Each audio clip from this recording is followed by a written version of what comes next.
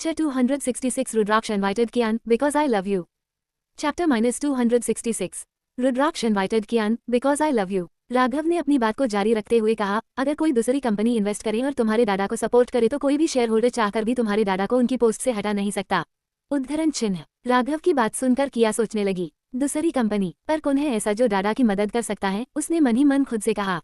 फिर उम्मीद भरी नजरों से राघव को देखा। राघव उसकी भूरी आंखों में छिपे सवाल को समझते हुए उसने उसके बोलने से पहले ही उसके हाथ पर अपना हाथ रखते हुए कहा, डोंट वरी, मैं इन्वेस्ट करूंगा, मैं तुम्हारे दादा को सपोर्ट करूंगा। किया ने उसे थैंक्सफुल नजरों से देखा और उसकी आंखों में देखते हुए बोली, तुम इतना सब क्यों कर रहे हो हमारे लिए? क्योंकि मैं तुमसे प्यार करता हूँ, राघव ने दो टूक उसकी बातों का जवाब दिया। इंडिया में 2 दिन बीत गए थे, वो तीनों ही अब काफी हद तक ठीक हो गए थे, पर अभी भी उनकी इंजरी पर ड्रेसिंग की जा रही थी। रचित उनकी ड्रेसिंग चेंज कर रहा था। उसने रूहान की ड्रेसिंग चेंज करते हुए कहा, जल्दी से ठीक हो जाओ तुम तीनों, नेक्स्ट वीक तुम तीनों को मेरे साथ एक पार्टी में जाना है। तेरा यहाँ कौन सा रिश्तेदार निकल गया जो तुझे पार्टी दे रहा है? रूहान की तंज भरी बातें सुनकर रचित ने उसकी इंजरी पर हल्का सा मारा तो रूहान ने आह भरी। साले तुझे बड़ा मजा आता है मुझे परेशान करने में, रूहान ने रचित को घूरते हुए कहा। और तुझे भी तो उतना ही मजा आता है मुझे तंग करने में। दोनों की नोक झोंक देखकर विवान और विहान दोनों ही मुस्कुरा रहे थे। रचित ने उसकी ड्रेसिंग पूरी करते हुए कहा, तुझे तो मैं अच्छे से बताता अगर ऋचा का ख्याल नहीं होता तो। रूहान ने रचित की बातों पर कहा, साले तुम सबने मिलकर मुझे बहुत धमकी दे दी। बोलते हुए उसने अपनी आईब्रो उठाए और रचित को घूरते हुए कहा, क्या कहा था तूने दूर रहूं उससे, अब देख तेरे सामने ही उससे शादी करूंगा। बोलते हुए उसने विहान की तरफ देखा और उसे घूरते हुए बोला, और तूने क्या कहा था? ऋचा को वापस इंग्लैंड भेज देगा, भेज कर दिखा, साले मैं मिष्टी को ऐसी जगह भेजूंगा कि तू उसे ढूंढ भी नहीं पाएगा। उद्धरण चिन्ह। सब रूहान की बातें सुन रहे थे और उसे अजीब तरह देख रहे थे। अब उसके पास भी राइट थे उन दोनों को धमकी देने का। विवान उन तीनों की बातों को एंजॉय कर रहा था। पीहू के कान में वॉकमैन लगा था और वो मजे से सॉन्ग सुनते हुए टहल रही थी। बीच बीच में वो चिप्स के पैकेट से निकालकर चिप्स खा रही थी। उसकी नजरें फोन में थी। गौतम जो अभी अभी आया था, उसने पीहू को देखा तो उसे उसकी पिछली बार का टकराना याद आया। उसने जानबूझकर अपना एक पैर आगे कर दिया। पीहू का ध्यान उसके फोन में था तो उसने गौतम को नहीं देखा। वो जैसे ही पलटकर चलते हुए उस तरफ गई, गौतम के पैर से टकराने से गिरने लगी, पर गौतम ने तभी उसे आगे बढ़कर पकड़ लिया। वो गौतम की बाहों में झूल रही थी। उसने गौतम को घूरते हुए गुस्से में कहा, जंगली बंदर तुम वापस आ गए। गौतम ने उसे वैसे ही पकड़े हुए कहा, हाँ मैं वापस आ गया। वो क्या है ना, एक जंगली बंदरिया मुझे बहुत याद कर रही थी इसलिए मुझे आना पड़ा। उद्धरण चिन्ह। गौतम की बात सुनकर पीहू उसकी बाहों से आजाद होकर उसके सामने खड़ी हो गई और अपने दोनों हाथ कमर पर रखते हुए बोली, यूँ तुमने मुझे बंदरिया कहा? ओ तो तुम यह एक्सेप्ट करती हो कि तुम मुझे मिस कर रही थी? गौतम ने शरारत भरी स्माइल के साथ कहा। उसकी बातें सुनकर पीहू ने अपने दोनों हाथ आगे कर उसका लगभग मुंह नोचते हुए कहा, तुम मुझे अपनी बातों के जाल में फंसा नहीं सकते। उद्धरण चिन्ह। गौतम उसके अटैक से बचने के लिए नीचे झुक गया था तो पीहू के हाथों में उसके बाल आ गए। जंगली बांदरी छोड़, मेरा हेयर स्टाइल खराब हो जाएगा। बोलते हुए उसने पीहू के हाथों की पकड़ से छूटना चाहा, पर पीहू की पकड़ मजबूत थी। आवाज सुनकर जब कायल वहां पहुंची तो पीहू को ऐसे लड़ते देखकर वो चौंक गई। वो जल्दी से उसके पास गई और उसे अलग करते हुए बोली, क्या कर रही है पीहू, छोड़ उसे, बेचारा टकला हो जाएगा वो। बोलते हुए कायल ने अपनी पूरी ताकत लगाकर उसे अपनी तरफ खींचा तो वो उससे अलग हुई। गौतम ने गहरी सांस लेकर पीहू को घूरते हुए कहा, इस जंगली बांदरी को पिंजरे में रखो ना, कोई इसे खुला क्यों छोड़ा हुआ? गौतम अपनी बात बोलकर चला। यूं मैं तुम्हें छोड़ूंगी नहीं, पीहू ने गुस्से में कहा। गौतम ने अपने बालों को छूते हुए कहा, इसे छेड़ना भारी पड़ गया। उद्धरण चिन्ह। हॉस्पिटल में अर्जुन सर्जरी करके अभी अभी केबिन में आया ही था। वो जैसे ही चेयर पर बैठा उसका फोन रिंग हुआ। उसने देखा फोन की डिस्प्ले पर डेड नाम फ्लैश हो रहा है। उसने कॉल पिक करते हुए हेलो कहा तो दूसरी तरफ से अविराज ने कहा, कैसे हैं आप? हम ठीक हैं, आप कैसे और माँ कैसी है? अर्जुन पूछा। आपको देखे हुए इतने साल हो गए, आप खुद सोचिए कैसी होंगी वो, अविराज ने कहा तो उसने उसकी बात सुनकर गहरी सांस ली। आप वापस कब आ रहे हैं? अविराज की तरफ से फिर एक सवाल आया। अभी नहीं, अर्जुन ने जवाब में कहा। अर्जुन अब आपको वापस आ जाना चाहिए, सब आपका इंतजार कर रहे हैं, आपकी रियासत आपका इंतजार कर रही है, अविराज ने समझाते हुए कहा। वो आपकी रियासत है, हमारी नहीं, अर्जुन ने अविराज की बातों पर कहा। आप भूल रहे हैं, आप हमारे वारिस हैं और रियासत के अगले होने वाले राजा भी आप हैं, अविराज ने एक बार फिर उसे समझाते हुए कहा। क्या हमने कभी कहा हमें राजा बनना है? हमें आपकी रियासत चाहिए। हमें जो बनना था, जो करना था हमने कर लिया, और रही बात हमारे लूटने की तो हम तब तक नहीं लूटेंगे जब तक हमें वो मिल नहीं जाती, अर्जुन ने अविराज की बातों का जवाब देते हुए कहा। 20 साल हो गए और आप भी तो कितने सालों से उन्हें ढूंढ रहे हैं, क्या आपको अभी तक मिली वो? अविराज ने अर्जुन को समझाते हुए एक और सवाल किया। हम उन्हें तब तक ढूंढते रहेंगे जब तक वो हमें मिल नहीं जाती, अर्जुन ने जवाब देते हुए कहा। अगर वो आपको कभी नहीं मिली तो तब क्या? तब भी क्या आप उन्हें? अविराज ने अर्जुन की बातों पर कहा। हाँ, हम तब भी उन्हें ढूंढते रहेंगे, अर्जुन ने अपनी बात पूरी करते हुए कॉल कट कर दिया और आंखें बंद कर सर पीछे टिका दिया। उसकी बंद आंखों से कुछ धुंधली यादों की झलक दिख रही थी जो उसकी आंखों में सालों पहले कैद हो गई थी। एक लड़का जो करीब 5 साल का था, एक लड़की जिसकी उम्र 22 साल रही होंगी, वो उस छोटे से लड़के के साथ खेल रही थी। उसने अपनी आंखें खोली, डेस्क के साइड वाला ड्रॉ खोला, उसमें रखी एक फोटो निकालकर उसने उसे देखते हुए कहा है आप, क्या आपको हमारी याद नहीं आती? हम आपको ढूंढ कर रहेंगे। बातें करते हुए उसने कुछ देर तक उस फोटो को देखा, फिर वापस से उसे उसी ड्रॉ में रख दिया। फोटो रखते समय उसकी नज़र उसी ब्रेसलेट पर गई। उसने उसे उठाया और मुस्कुराते हुए उसे देखकर कहा, कौन हो तुम? क्या तुम्हें एहसास भी है तुम्हारी एक कीमती चीज मेरे पास है? उद्धरण चिन्ह। विला में कियान और रेहान दोनों स्टडी रूम थे। वो दोनों किसी टॉपिक पर बात कर रहे थे। तभी कियान का फोन रिंग हुआ। उसने देखा स्क्रीन पर प्राइवेट नंबर शो हो रहा है। उसने कॉल पिक की। उसके चेहरे पर एक सेटिस्फेक्शन था, जैसे उसे पहले से पता हो कॉल किसकी है।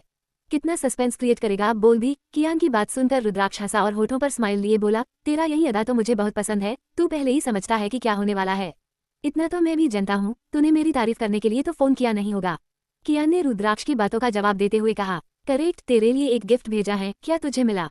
रुद्राक्ष ने होठों पर तंज भरी स्माइल लिए कहा। जैसे ही रुद्राक्ष ने कहा, कियान ने देखा एक सर्वेंट हाथ में एक बॉक्स लिए उसकी तरफ ही आ रहा था। उस सर्वेंट ने बॉक्स कियान के सामने टेबल पर रख दिया। कियान ने उसे जाने का इशारा किया। बोलते हुए रुद्राक्ष रुका, फिर 2 सेकंड रुककर आगे बोला, आ बॉक्स देखकर डर मत जाना, उसमें कोई बॉम्ब नहीं है। बोलते हुए वो इस बार फिर से हंसा और होठों पर हंसी लिए हुए ही बोला, इस बार तुझे इतनी आसानी से नहीं मारूंगा। अपनी बात को जारी रखते हुए उसने मन ही मन खुद से कहा, इस बार तो तुझे उसके हाथों से मरवाऊंगा, जिसके बाद तू दोबारा इस दुनिया में आने की सोचेगा ही नहीं। तेरे जिस्म के साथ साथ इस बार तेरी आत्मा, तेरा वजूद सब खत्म हो जाएगा। कियान ने रुद्राक्ष की बात सुनते हुए रेहान को बॉक्स खोलने का इशारा किया था। रेहान बॉक्स खोलने लगा। उसमें एक कार्ड था। रेहान ने उस कार्ड को निकालते हुए कहा, इनविटेशन कार्ड। रेहान ने वो कार्ड कियान को पकड़ा दिया। कियान ने कार्ड देखते हुए कहा, दुश्मन को घर इनवाइट कर रहा है। उद्धरण चिन्ह। तू मिलना चाहता था ना, तो मैंने भी तुझे मिलने के लिए इनविटेशन भेज दिया। आना जरूर, डरकर मुंबई में छुपे मत रहना, तेरा आने का इंतजार रहेगा मुझे। बोलते हुए वो हंसा और कॉल कट कर दिया। कियान ने फोन टेबल पर रखकर उस कार्ड को देखा और धीरे से मुस्कुराते हुए मन ही मन खुद से बोला, कुछ तो सोचा है तूने, बिना किसी मोटिव के तू मुझे बुला ही नहीं सकता रुद्राक्ष। उधर रुद्राक्ष ने भी खुद से कहा, अब वक्त आ गया है, तुझे वो दर्द दूंगा जो तुझे अंदर से तोड़ देगा। उद्धरण चिन्ह। रेहान ने कियान से कहा, ये हमें इनवाइट क्यों कर रहा है? क्या इसका अब और जीने का मन नहीं है जो जिसने मौत को दावत पर बुलाया है?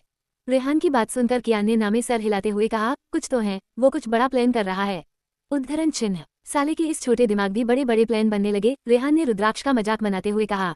वो दोनों अभी बात कर ही रहे थे कि तभी रेहान और गौतम तीनों एक साथ स्टडी रूम में एंटर हुए।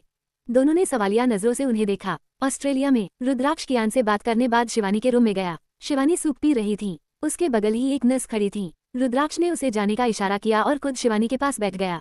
शिवानी ने मुंह बनाते हुए कहा, रुद्राक्ष ये सूप, इसका टेस्ट इतना अलग क्यों है? ये हमसे पिया नहीं जाता, हमें इसे और नहीं पी सकते। शिवानी ने बोलते हुए सूप का बाउल रुद्राक्ष की तरफ बढ़ा दिया।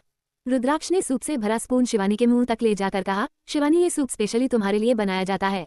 डॉक्टर ने कहा है तुम इसे पीकर जल्दी ठीक हो जाओगी। बस 2 दिन और तुम्हें ये सूप पीना है। To be continue. तारांकन तारांकन तारांकन। क्यों किया है रुद्राक्ष ने कियान को इनवाइट? क्या प्लान किया है इस बार रुद्राक्ष ने कियान के लिए? अर्जुन किसे ढूंढ रहा है? दिल टूट गया यार कल इतने से कमेंट देखकर। https://pocketnovel.onlink.me/ciso/669w267 The past. You are alive mom. Chapter -267. The past. You are alive mom. कियान और रेहान ने अपने सामने खड़े तीनों ही लोगों को सवालिया नजरों से देखा। विवान ने हाथ में पकड़े लेटर को कियान की तरफ बढ़ाते हुए कहा, मैं जानना चाहता था अगर मैं 25 साल पहले मर गया था तो आज मैं जिंदा कैसे हूँ? उसका सवाल सुनकर कियान की भौहें भी तन गई। रेहान का चेहरा भी कुछ गंभीर हो गया। ये तो हमें भी नहीं पता, रेहान ने उसकी बातों का जवाब देते हुए कहा। तो विवान ने कहा, इसी सच को जानने के लिए मैंने गौतम को उड़ीसा भेजा था। बोलते हुए वो रुका, फिर कियान के हाथ में पकड़े लेटर को देखते हुए बोला, इस लेटर वो सच है। उद्धरण चिन्ह। मैं जिस ऑर्फेनेज में रहता था वहां से ये लेटर मिला है। विवान ने कियान के हाथ में पकड़े लेटर की तरफ इशारा किया। कियान विवान की बात सुनकर उस लेटर को देखने लगा। वो भी तो जानना चाहता था आखिर 25 साल पहले हुआ क्या था। वो सोचते हुए 25 साल पुरानी यादों में खो गया। फ्लैशबैक। ओटी के बाहर खड़े कियान, शिव और अर्पित तीनों ही लोगों के कानों में एक साथ बच्चे के रोने की आवाज आई। आवाज सुनकर कियान के चेहरे पर सुकून दिखा तो वहीं वो दोनों खुशी से नाचने लगे थे। दोनों ने एक दूसरे को हग किया और शिव ने अर्पित के गले लगे हुए ही कहा, मैं चाचा बन गया यार, मेरा प्रमोशन हो गया अब। अर्पित ने कहा, मैं भी। बोलते हुए दोनों ने एक साथ एक दूसरे को कांग्रेचुलेशंस कहा तो कियान ने दोनों को घूरकर देखते हुए मन ही मन खुद से कहा, पापा मैं बना हूँ और कंग्रेचुलेट ये एक दूसरे को कर रहे हैं, क्या इन्हें नहीं लगता? इन्हें मुझे भी विश करना चाहिए। वो अभी दोनों को देखते हुए खुद से बोल ही रहा था कि तभी औरती का डोर खुला और डॉक्टर बाहर आए।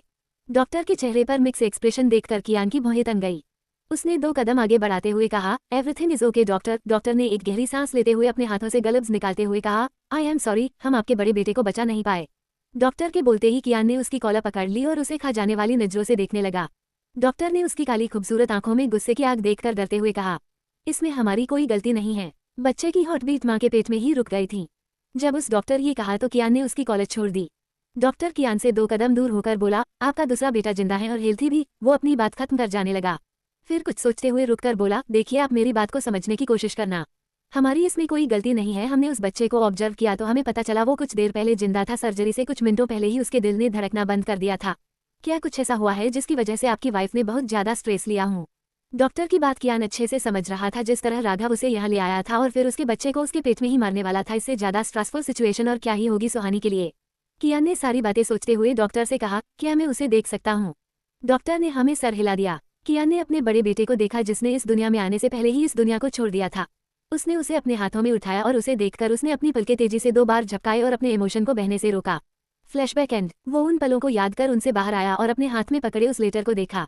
उसने उस लेटर को खोलकर उस पर अपनी एक सरसरी सी नजर डालते हुए उस लेटर को पढ़ने लगा। मेरा नाम मानसी है, मैं एक हेड नर्स हूँ। उस दिन जब तुम मुझे मिले, मेरी जिंदगी में आए, उस दिन मेरा उस हॉस्पिटल में पहला दिन था। मुझे एक लेडी की डिलीवरी में डॉक्टर को असिस्ट करना था। उस लेडी ने 2 खूबसूरत बच्चों को जन्म दिया। सौभाग्य से दोनों ही लड़के थे। सब खुश थे उन दोनों बच्चों को देखकर, वो थे ही इतने प्यारे।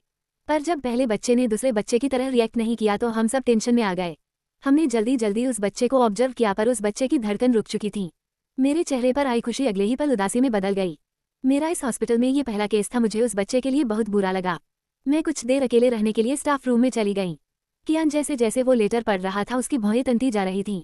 जब आधे घंटे बाद में वापस आई तो उस बच्चे को मेरे हाथों में देकर मुझे उसे मेडिकल वेस्ट में जाने को कहा गया। मैं उस बच्चे को लेकर मेडिकल वेस्ट की तरफ जा रही थी। मेरे कदम भारी थे, मुझे उस बच्चे के लिए बुरा लग रहा था। चलते हुए मुझे कुछ अजीब लगा तो मैं रुक गई। मैंने उस बच्चे को देखा। मैंने अपने कान उसके बच्चे के मुंह के पास कर दिए। उसकी मुंह से निकली गर्माहट मेरे होठों पर हंसी ले आई थी। मैंने फिर उसकी धड़कन सुनी। उसका दिल धड़क रहा था, वो जिंदा था। मैंने उस बच्चे को उसी पल अपने सीने से लगा लिया। तुम जिंदा हो, मैंने खुशी से उसे गले लगाए हुए ही कहा। मेडिकल फील्ड में मैंने पहली बार ऐसा चमत्कार देखा था। मैं तुम्हें लेकर वापस डॉक्टर के पास गई, पर जब मैं वहां पहुंची तो एक आदमी उस डॉक्टर पर बंदूक ताने खड़ा था जिसने उस बच्चे की मां की सर्जरी की थी। देखते ही देखते उसने गोली चला दी। डॉक्टर को उसने हमारी आंखों के सामने ही मार दिया। उस आदमी ने सबके ऊपर बंदूक घुमाते हुए कहा, और कौन कौन था, किस किसने उसे मेडिकल सर्विस दी थी? मैं उसे देखकर उस बच्चे को अपने साथ लिए पीछे के रास्ते से चली गई। मैंने अपनी प्रैक्टिस में जो कुछ भी सीखा था उसकी मदद से मैंने उससे बच्चे को बचाया। अगले दिन जब मैं हॉस्पिटल गई तो वो हॉस्पिटल शमशान में बदल चुका था। पूरा हॉस्पिटल उस आदमी जला दिया था। कियान जैसे जैसे पढ़ रहा था उसका गुस्सा बढ़ता जा रहा था। उसकी पकड़ लेटर पर कसती जा रही थी। कुछ डॉक्टर और नर्स जो अपनी जान बचाने में कामयाब रहे थे। जब मैंने उनसे कांटेक्ट किया तो मुझे पता चला ये सब उन दोनों बच्चों को मारने के लिए किया गया था। मैं उस बच्चे को उसके माता पिता तक पहुंचना चाहती थी, पर मुझे तो उस बच्चे के पिता का नाम तक नहीं पता था। पर ये सब जो भी हुआ था उन दोनों बच्चों को मारने के लिए हुआ था। वो आदमी जो उस बच्चे को मारने आया था उसका नाम विराज था। मुझे मेरे कलीग ने बताया। मैं उसे बचाना चाहती थी उस बुरे आदमी से जो उसे मारने आया था। सबकी नजरों में वो बच्चा मर चुका था, पर वो बच्चा जिंदा था, ये सच सिर्फ मैं ही जानती थी। मैंने आज तक ये सच किसी को नहीं बताया। मैंने उस बच्चे को अपना लिया। जब वो 2 साल का हुआ तब मुझे पता चला मुझे कैंसर है, लास्ट स्टेज का। मेरे पास उस बच्चे को खुद से दूर करने के अलावा और कोई ऑप्शन नहीं था। अपनी ममता पर पत्थर रखकर मैंने उसे ऑर्फेनेज में भेज ही दिया। तुम सोच रहे होंगे ना विवान, मैंने ये कहानी तुम्हें क्यों बताई? वो बच्चा कोई और नहीं तुम थे विवान, जो मेरी जिंदगी में बहुत सारी खुशियां लेकर आया था। मैं अनाथ थी और तुम मेरा परिवार बनकर मेरी जिंदगी में आए। मैंने तुम्हारे माता पिता को ढूंढने की बहुत कोशिश की, पर मैं उन्हें ढूंढ नहीं पाई। मैंने तुम्हें उसी ऑर्फेनेज में भेजा है जहाँ पहले मैं रहती थी। दादाजी से मैंने कह दिया है ये लेटर तुम्हें तब दे जब तुम इसमें लिखी कहानी को समझने के काबिल हो जाओ। मैं तुमसे बहुत प्यार करती हूँ बेटा, मैं तुम्हें छोड़कर नहीं जाना चाहती, पर मेरी जिंदगी इतनी लंबी नहीं कि मैं तुम्हारे साथ जी सकूं। जब तुम्हें ये लेटर मिलेगा तब मैं इस दुनिया को छोड़कर उस दुनिया में जा चुकी होंगी। एक बात याद रखना विवान, तुम अकेले नहीं हो, ना ही तुम अनाथ हो। तुम्हारा परिवार है, तुम्हारे माता पिता हैं। मैं तुम्हारे माता पिता को ढूंढ नहीं पाई, पर तुम उन्हें जरूर ढूंढना और उनके साथ खुश रहना बेटा। तुम्हारी माँ मानसी। कियान ने लेटर पढ़कर अपनी आंखें बंद की और दर्द के एक घुट को अपने गले से नीचे उतारा। उसने आंखें बंद किए हुए ही मन कहा, मैं नहीं जानता आप कौन थी, पर आपने जो किया है उसके लिए आपका बहुत बहुत शुक्रिया। आपने मेरे बेटे को बचाया ही नहीं बल्कि उसे जिंदा रखा, सबसे बचाकर सबसे छुपाकर। कियान ने मन ही मन मानसी का शुक्रिया अदा किया। कियान ने उस लेटर को फोल्ड कर टेबल पर रख दिया। उसने अपनी पलकें उठाकर विवान को देखा तो विवान ने धीरे से अपनी पलकों को झुका लिया। उसने पलकें झुकाए हुए ही कहा, मैं ऑर्फेनेज से नहीं भागा था। कुछ लोग एक दिन ऑर्फेनेज में घुस आए और कुछ बच्चों को उठाकर ले गए, उनमें से एक बच्चा मैं भी था। उद्धरण चिन्ह। सब उसकी बातें ध्यान से सुन रहे थे। कियान एक टक विवान को देख रहा था जो नजरें झुकाए उसे सच बता रहा था। उसने अपनी बात को जारी रखते हुए आगे कहा, जब आंख खुली तो खुद को एक दूसरे शहर में पाया। उन लोगों की कैद से तो मैं आजाद हो गया, पर जिस रास्ते पर मैं वहां से निकलकर चलने लगा था वो रास्ता मुझे जोरावर तक ले गया। उद्धरण चिन्ह। विवान अपनी बात बोलकर चुप हुआ तो कियान ने उठकर उसके पास आकर उसे अपने गले से लगा लिया। विवान ने कियान को कसकर पकड़ लिया, जैसे उसे डर लग रहा हो कहीं कोई फिर से उसे उसके पापा से अलग ना कर दे। कुछ देर बाद जब वो अपने रूम आया तो बेड पर एक बॉक्स रखा था। विवान ने उस बॉक्स को खोला तो उसमें एक फोटो फ्रेम थी। वो उस फोटो को देखकर मुस्कुराया और उस पर हाथ फेरते हुए बोला, माँ आपने मुझे एक नई जिंदगी दी थी। आप सच में बहुत अच्छी थी मानसी माँ। वो तस्वीर मानसी की थी। गौतम जब विवान के कहने पर उस ऑर्फेनेज गया तो उसे सारी सच्चाई पता चली। विवान का नाम लेने पर गौतम को उस ऑर्फेनेज का मालिक जो सालों पहले मर चुके थे उसके सहायक ने उसे मानसी का लेटर दिया और साथ ही मानसी की एक तस्वीर को अपने साथ ले आया था। विवान ने मानसी की तस्वीर भी। विवान ने मानसी की फोटो को वॉल पर टांग दिया और उसे देखने लगा। उस तस्वीर को देखते हुए उसे उसमें राधिका की झलक दिखने लगी। उसने सोचते हुए खुद से कहा, ये मेरा वहम नहीं है, न ही मुझे कोई गलतफहमी हुई है। जब उस एक्सीडेंट में पापा बच सकते हैं तो आप क्यों नहीं। बोलते हुए वो रुका और फिर कुछ सेकंड रुककर उसके होठों ने धीरे से कहा, इसका मतलब वो आप ही थी। मेरा शक सही था, आप भी जिंदा हैं। माँ टू बी कंटिन्यू।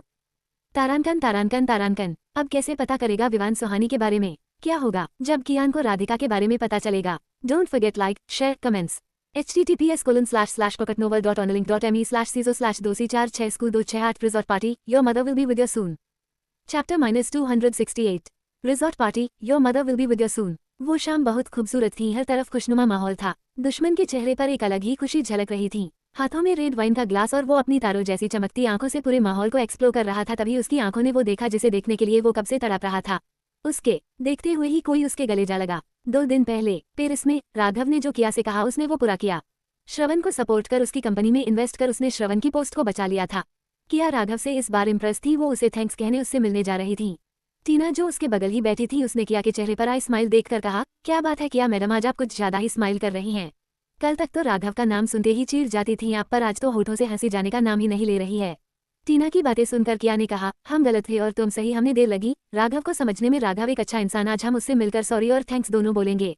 किया की बातें सुनकर टीना खुश होते हुए बोली, चलो देर से ही सही तुझे समझ तो आया, वरना इतना हैंडसम लड़का हाथ से निकल जाता। तुझे कुछ ज्यादा पसंद नहीं है राघव, जब देखो तो उसकी तारीफ करती रहती है। टीना की बातों पर किया ने कहा, बंदा तारीफ के लायक है इसलिए करती हूँ। वैसे एला ने तुझे कुछ बताया? टीना ने पूछा। किया, हमें तो कुछ नहीं बताया उसने। किया ने कहा, मैडम बहुत तारीफ कर रही थी उस सर्जन की जो हमारे कॉलेज में लेक्चर देने आया था। बहुत हैंडसम और डैशिंग बंदा था ऐसा सुना मैंने। हमारा बैड लक हमें उसे देख नहीं पाए। टीना ने मुंह बनाते हुए कहा। किया ने टीना की बातों पर कहा, अब तू राघव को छोड़कर उसके पीछे क्यों पड़ गई? यार राघव तो तुझे मिल गया, वो हैंडसम काश मुझे मिल जाता। टीना ने किया की बातों पर कहा। किया ने एक हाथ से स्टीयरिंग संभाली और दूसरे हाथ से टीना के सर पर मारा। आउच, लग रही है। टीना ने अपना सर पकड़ते हुए कहा, फिर किया की तरफ देखकर आगे बोली, अच्छा ये बता राघव से मिलने जा कहाँ रही हैं? 1 घंटे से ड्राइव कर रही हैं। टीना ने पूछा तो किया ने कहा, उसने एक एड्रेस सेंड किया था, थोड़ा दूर है पर हम पहुंचने वाले हैं। किया ने कहा। वो दोनों कुछ देर में राघव की सेंड की हुई डेस्टिनेशन पर पहुंच गईं। वो एक रिजॉर्ट था। जैसे ही दोनों रिजॉर्ट में गए वहां का माहौल देखकर समझ गई दोनों की वहां पार्टी हो रही है। बीच में बना एक बड़ा सा स्विमिंग पूल जिसमें कुछ लड़के और लड़कियां थे और कुछ लड़के और लड़कियां पूल में अपना पैर लटकाए बैठे थे और कुछ हाथ में रंग बिरंगी ड्रिंक्स लिए घूम रहे थे। किया ने जीन्स और टॉप पहना हुआ था, टीना ने भी उसी की तरह जीन्स और टॉप पहना हुआ था। वो दोनों ही अपने कपड़ों की वजह से वहां के माहौल में फिट नहीं हो रही थी क्योंकि वहां बाकी लड़कियों ने शॉर्ट ड्रेसेज पहनी थी। किया की आंखें सबकी भीड़ में राघव को ढूंढ रही थी। राघव किसी से फोन पर बात करता हुआ रिजॉर्ट के अंदर से निकलकर पूल साइड एरिया में आया। टीना की नजरें जैसे राघव पर गई, उसका मुंह खुला का खुला रह गया। हिट सो हॉट यार, टीना के मुंह से निकला। टीना की नजरों का पीछा कर किया ने राघव को देखा जिसने लाइट कॉलर का डेनिम कार्गो शॉर्ट्स पहना था जो उसके घुटनों से थोड़ा नीचे तक था और उसके ऊपर उसने ब्लैक कॉलर की ढीली सी अंडर शर्ट पहनी थी। उस ढीली अंडर शर्ट में से राघव की मस्कुलर चेस्ट और बाइसेप्स झांक रहे थे। राघव को एक नजर देखकर किया ने टीना का खुला हुआ मुंह बंद किया और राघव की तरफ बढ़ गई। राघव ने जैसे ही कॉल कट करके सामने देखा उसे किया उसकी ही तरफ आती दिखी। किया को देखकर वो धीरे से मुस्कुराया और अपनी आंखों पर चढ़ा शहद हटाकर उसे देखने लगा। किया ने उसके पास आकर कहा, तो तुमने हमें यहाँ पार्टी में इनवाइट किया है, वो भी हमें बिना बताए? उद्धरण चिन्ह। हाँ Raghav, this is not fair, कम से कम तुम्हें हमें बताना तो चाहिए। तुम हमें पार्टी में बुला रहे हो और बीच थीम पार्टी है। अब हमें देखो हमारे कपड़े कहीं से भी इस पार्टी के लिए सूटेबल लग रहे हैं। उद्धरण चिन्ह। टीना की इतनी सारी बकवास सुनकर राघव मुस्कुराया और किया को देखते हुए बोला, जाओ चेंज कर लो, तुम्हारी ड्रेसेज ऊपर रूम है। राघव की बात सुनकर किया ने कहा, अच्छा तो तुमने सारी प्रिपरेशन पहले से ही कर रखी है? राघव उसकी बातों पर मुस्कुराया और बोला, मैं वेट कर रहा हूँ, जल्दी आना। किया और टीना दोनों तैयार होने चली गई। कुछ देर बाद जब दोनों रेडी होकर आई तो जैसे ही राघव की नजर किया पर गई वो उसे देखता ही रह गया। किया ने एक येलो कॉलर का क्रॉप टॉप पहना था जिसकी वजह से उसका खूबसूरत फिगर और अच्छे से शो हो रहा था। येलो कॉलर की ही फ्लावर प्रिंट वाली लॉग स्कर्ट जिसमें एक कट लगा था जो उसके घुटनों से भी थोड़ा ऊपर था। गले में मोती की माला और सर बड़ी सी गोल्ड कैप।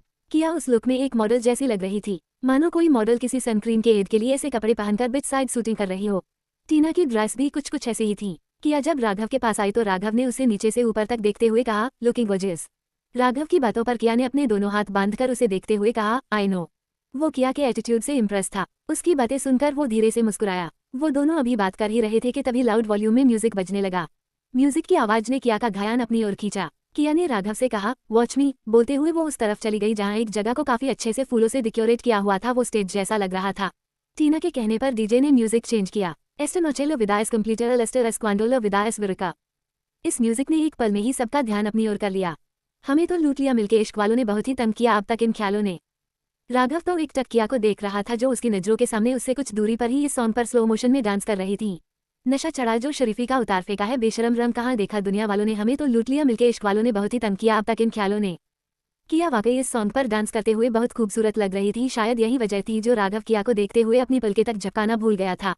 नशा चढ़ा जो शरीफी का उतार फेंका है बेशरम रंग कहाँ देखा दुनिया वालों ने। किया के साथ अब वहाँ मौजूद सारी लड़कियां डांस करने लगी थीं। मुझमें नई बात है नई आदतों के साथ है मुझसे नई बात है नई आदतों के साथ है।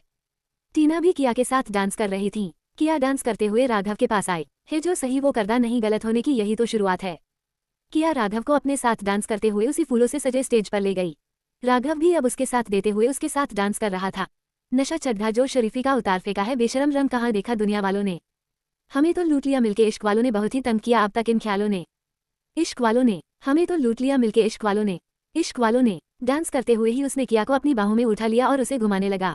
एस्टे नोचेलो विदाएस कंप्लीटर एस्टर एस्क्वांडोलो विदाएस विरुका। इंडिया में विवान कियान के रूम में आया तो देखा कियान दीवार की तरफ मुंह किए खड़ा था। वो उसके पास गया तो देखा कियान सुहानी की फोटो देख रहा था। कियान के बगल खड़े होते हुए और सुहानी की फोटो देखते हुए विवान ने कहा, पापा आई डोंट नो आप कैसा रिएक्ट करेंगे वो सुनने के बाद जो मैं आपको बताने जा रहा हूँ। कियान ने सुहानी की तस्वीर पर नजरें गड़ाए हुए ही कहा से। कियान के कहने पर विवान ने भी सुहानी की तस्वीर पर नजरें गड़ाए हुए ही कहा, I think mamma is alive. I know that. Kiaan ने उसकी बातों पर कहा तो विवान ने सुहानी से नजरें हटाकर कियान को हैरानी से देखने लगा, जिसके चेहरे पर कोई एक्सप्रेशन नहीं था। क्या आप ये जानते हैं पहले से? विवान ने पूछा। हाँ, पर तुम कैसे जानते हो? कियान ने बिना उसकी तरफ देखे सवाल किया। मैं जब दिल्ली में था तो एक हॉस्पिटल में मैं एक नर्स से मिला था। उनका चेहरा मैंने देखा नहीं पर उनकी आंखें वो सैम मम्मा जैसी थी। जब मैं यहाँ आया और मुझे आप सबके बारे में पता चला तो मैंने गौतम को भेजा सच पता करने के लिए।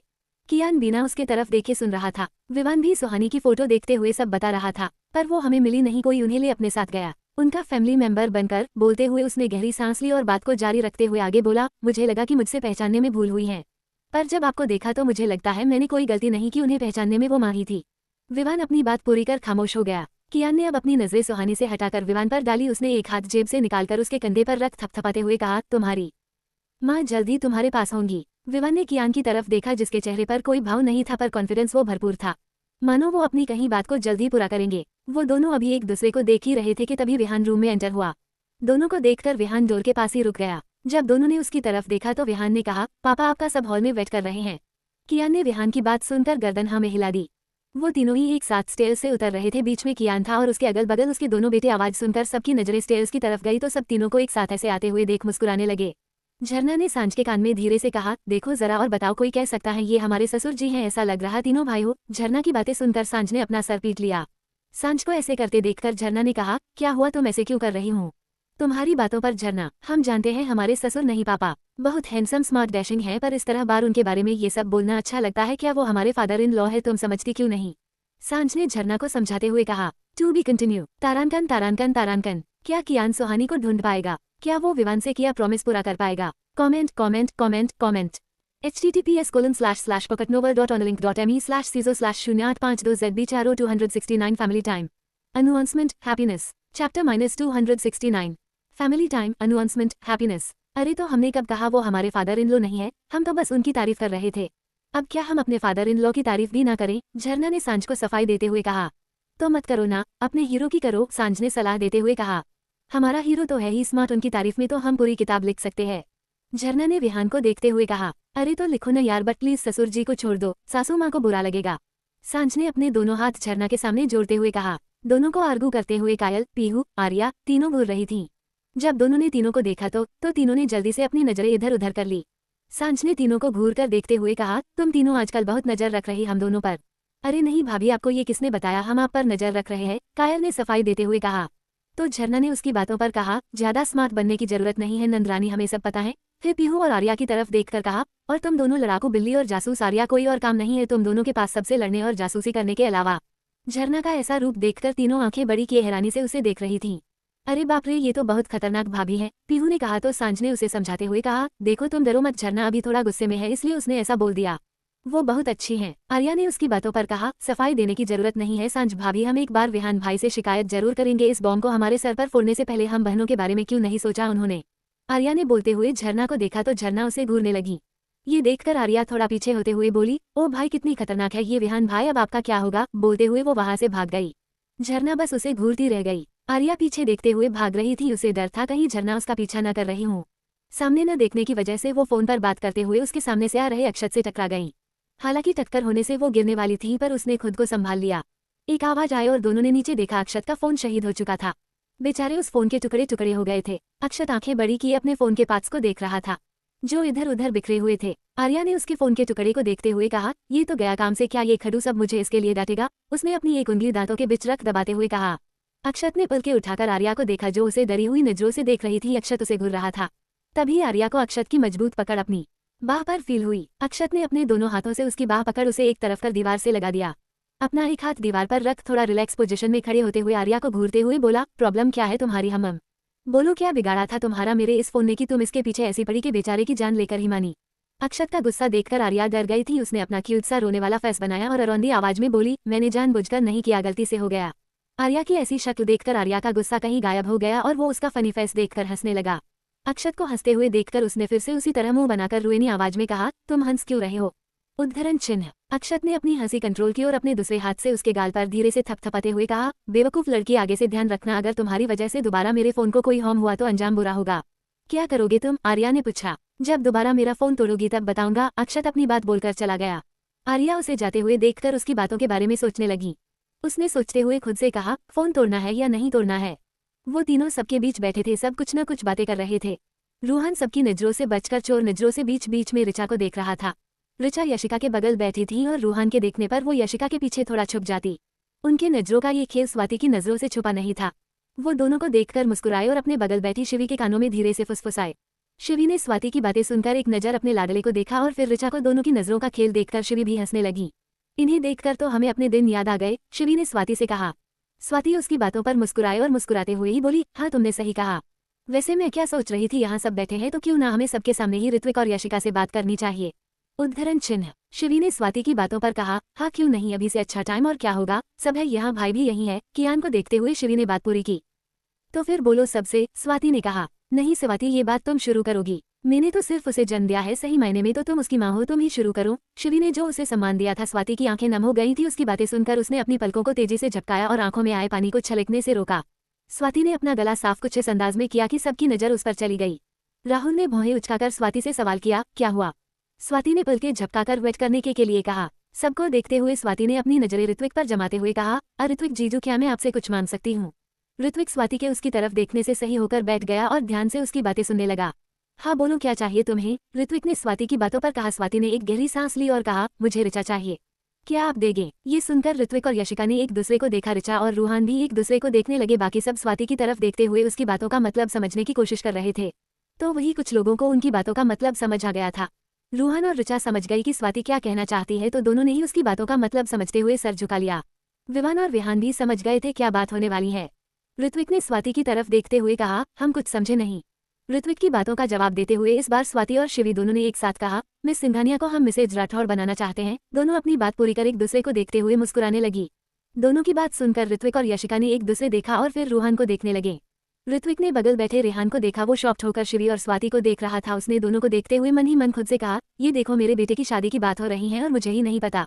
रेहान ने ऋत्विक को खुद को ऐसे देखते देखकर बोला, तू मुझे क्यों ऐसे देख रहा है? तेरी तरह मुझे भी अभी ही पता चला है। ऋत्विक को कुछ न बोलते देखकर स्वाति ने डायरेक्ट यशिका से पूछा, तू बता यशिका अपनी बेटी की शादी करेगी मेरे बेटे से? बोलते हुए स्वाति ने रूहान की तरफ देखते हुए आगे कहा, देख ले इतना अच्छा दामाद नहीं मिलेगा तुझे, हैंडसम है, स्मार्ट है, बिल्कुल रेहान भाई जैसा है। जैसे ही स्वाति ने अपनी बात पूरी की वैसे ही ऋत्विक ने तपाक से कहा, अगर ये अपने बाप जैसा है तो मैं अपनी बेटी की शादी इससे बिल्कुल नहीं करूंगा। क्यों भी, तुझे मुझसे क्या प्रॉब्लम है? क्यों नहीं करेगा तू अपनी बेटी की शादी मेरे बेटे से? रेहान ऋत्विक की बातों पर कहा, क्योंकि वो तेरा बेटा है, तेरी तरह ही संकी होगा। ऋत्विक की बातें सुनकर रेहान ने रूहान से कहा, अगर तुझे ऋचा पसंद है ना बेटा तो डरना नहीं किसी से, कोई ना माने तो भगाकर शादी कर लेना, बाकी मैं सब देख लूंगा। रेहान ने ऋत्विक को चिढ़ाते हुए कहा, तू मेरी बेटी को भगाने के लिए बोल रहा है? ऋचा बेटा, किसी के कहने से कुछ मत करना, आप अपने पापा का कहना मानते हो ना, इस लड़के से शादी मत करना, ऋत्विक ने ऋचा को समझाते हुए कहा। वो दोनों ही बेहस करने लगे। जवानी में किए गए कारनामों को याद कर एक दूसरे का कच्चा चिट्ठा खोलने में लगे थे। कियान जब तक दोनों को बर्दाश्त कर सकता था उसने किया, फिर दोनों की चूहे बिल्ली वाली लड़ाई को देखकर कियान ने कहा, स्टॉप इट। उसकी आवाज सुनकर सब शांत हुए और रेहान कियान की तरफ देखकर बोला, समझा अपने साले को। कियान ने सबकी बातें इग्नोर कर रिचा को अपने पास बुलाया। कियान के बुलाने पर रिचा उसके पास गई। कियान ने प्यार से उसके सर पर हाथ रखा और कहा, आप क्या चाहते हैं हमें बताइए, आप जैसा चाहते हैं सब वैसा ही होगा। कियान की बात सुनकर रिचा ने एक बार रचित और यशिका को देखा। यशिका खुश थी तो वहीं ऋत्विक उसे सरनामे हिलाकर मना कर रहा था। कियान ने रिचा को कंफ्यूज्ड देखकर कहा, आपको किसी से डरने की जरूरत नहीं है, अपनी बात खोलकर कहिए। अरे रिचा इतना क्या सोच रही है, बोल देना, झील ने धीरे से कहा। हाँ यार, इससे अच्छा मौका नहीं मिलेगा, सांझ ने कहा। आज तुम सबके सामने एक्सेप्ट कर ही लो कि तुम हमारे भाई से प्यार करती हो, झरना ने कहा। हाँ बोल दो रिचा दी, कायल ने भी रिचा को देखते हुए कहा। रिचा को इतनी देर से खामोश देखकर रूहान ने मन ही मन कहा, कहीं ये बेवकूफ लड़की अपने पापा की बातों में आ करना ना कर दे। एक तो पता नहीं क्या प्रॉब्लम है मेरे ससुर जी को मुझसे। रिचा ने अपनी नजरें झुकाकर धीरे से हाँ में सर हिला दिया।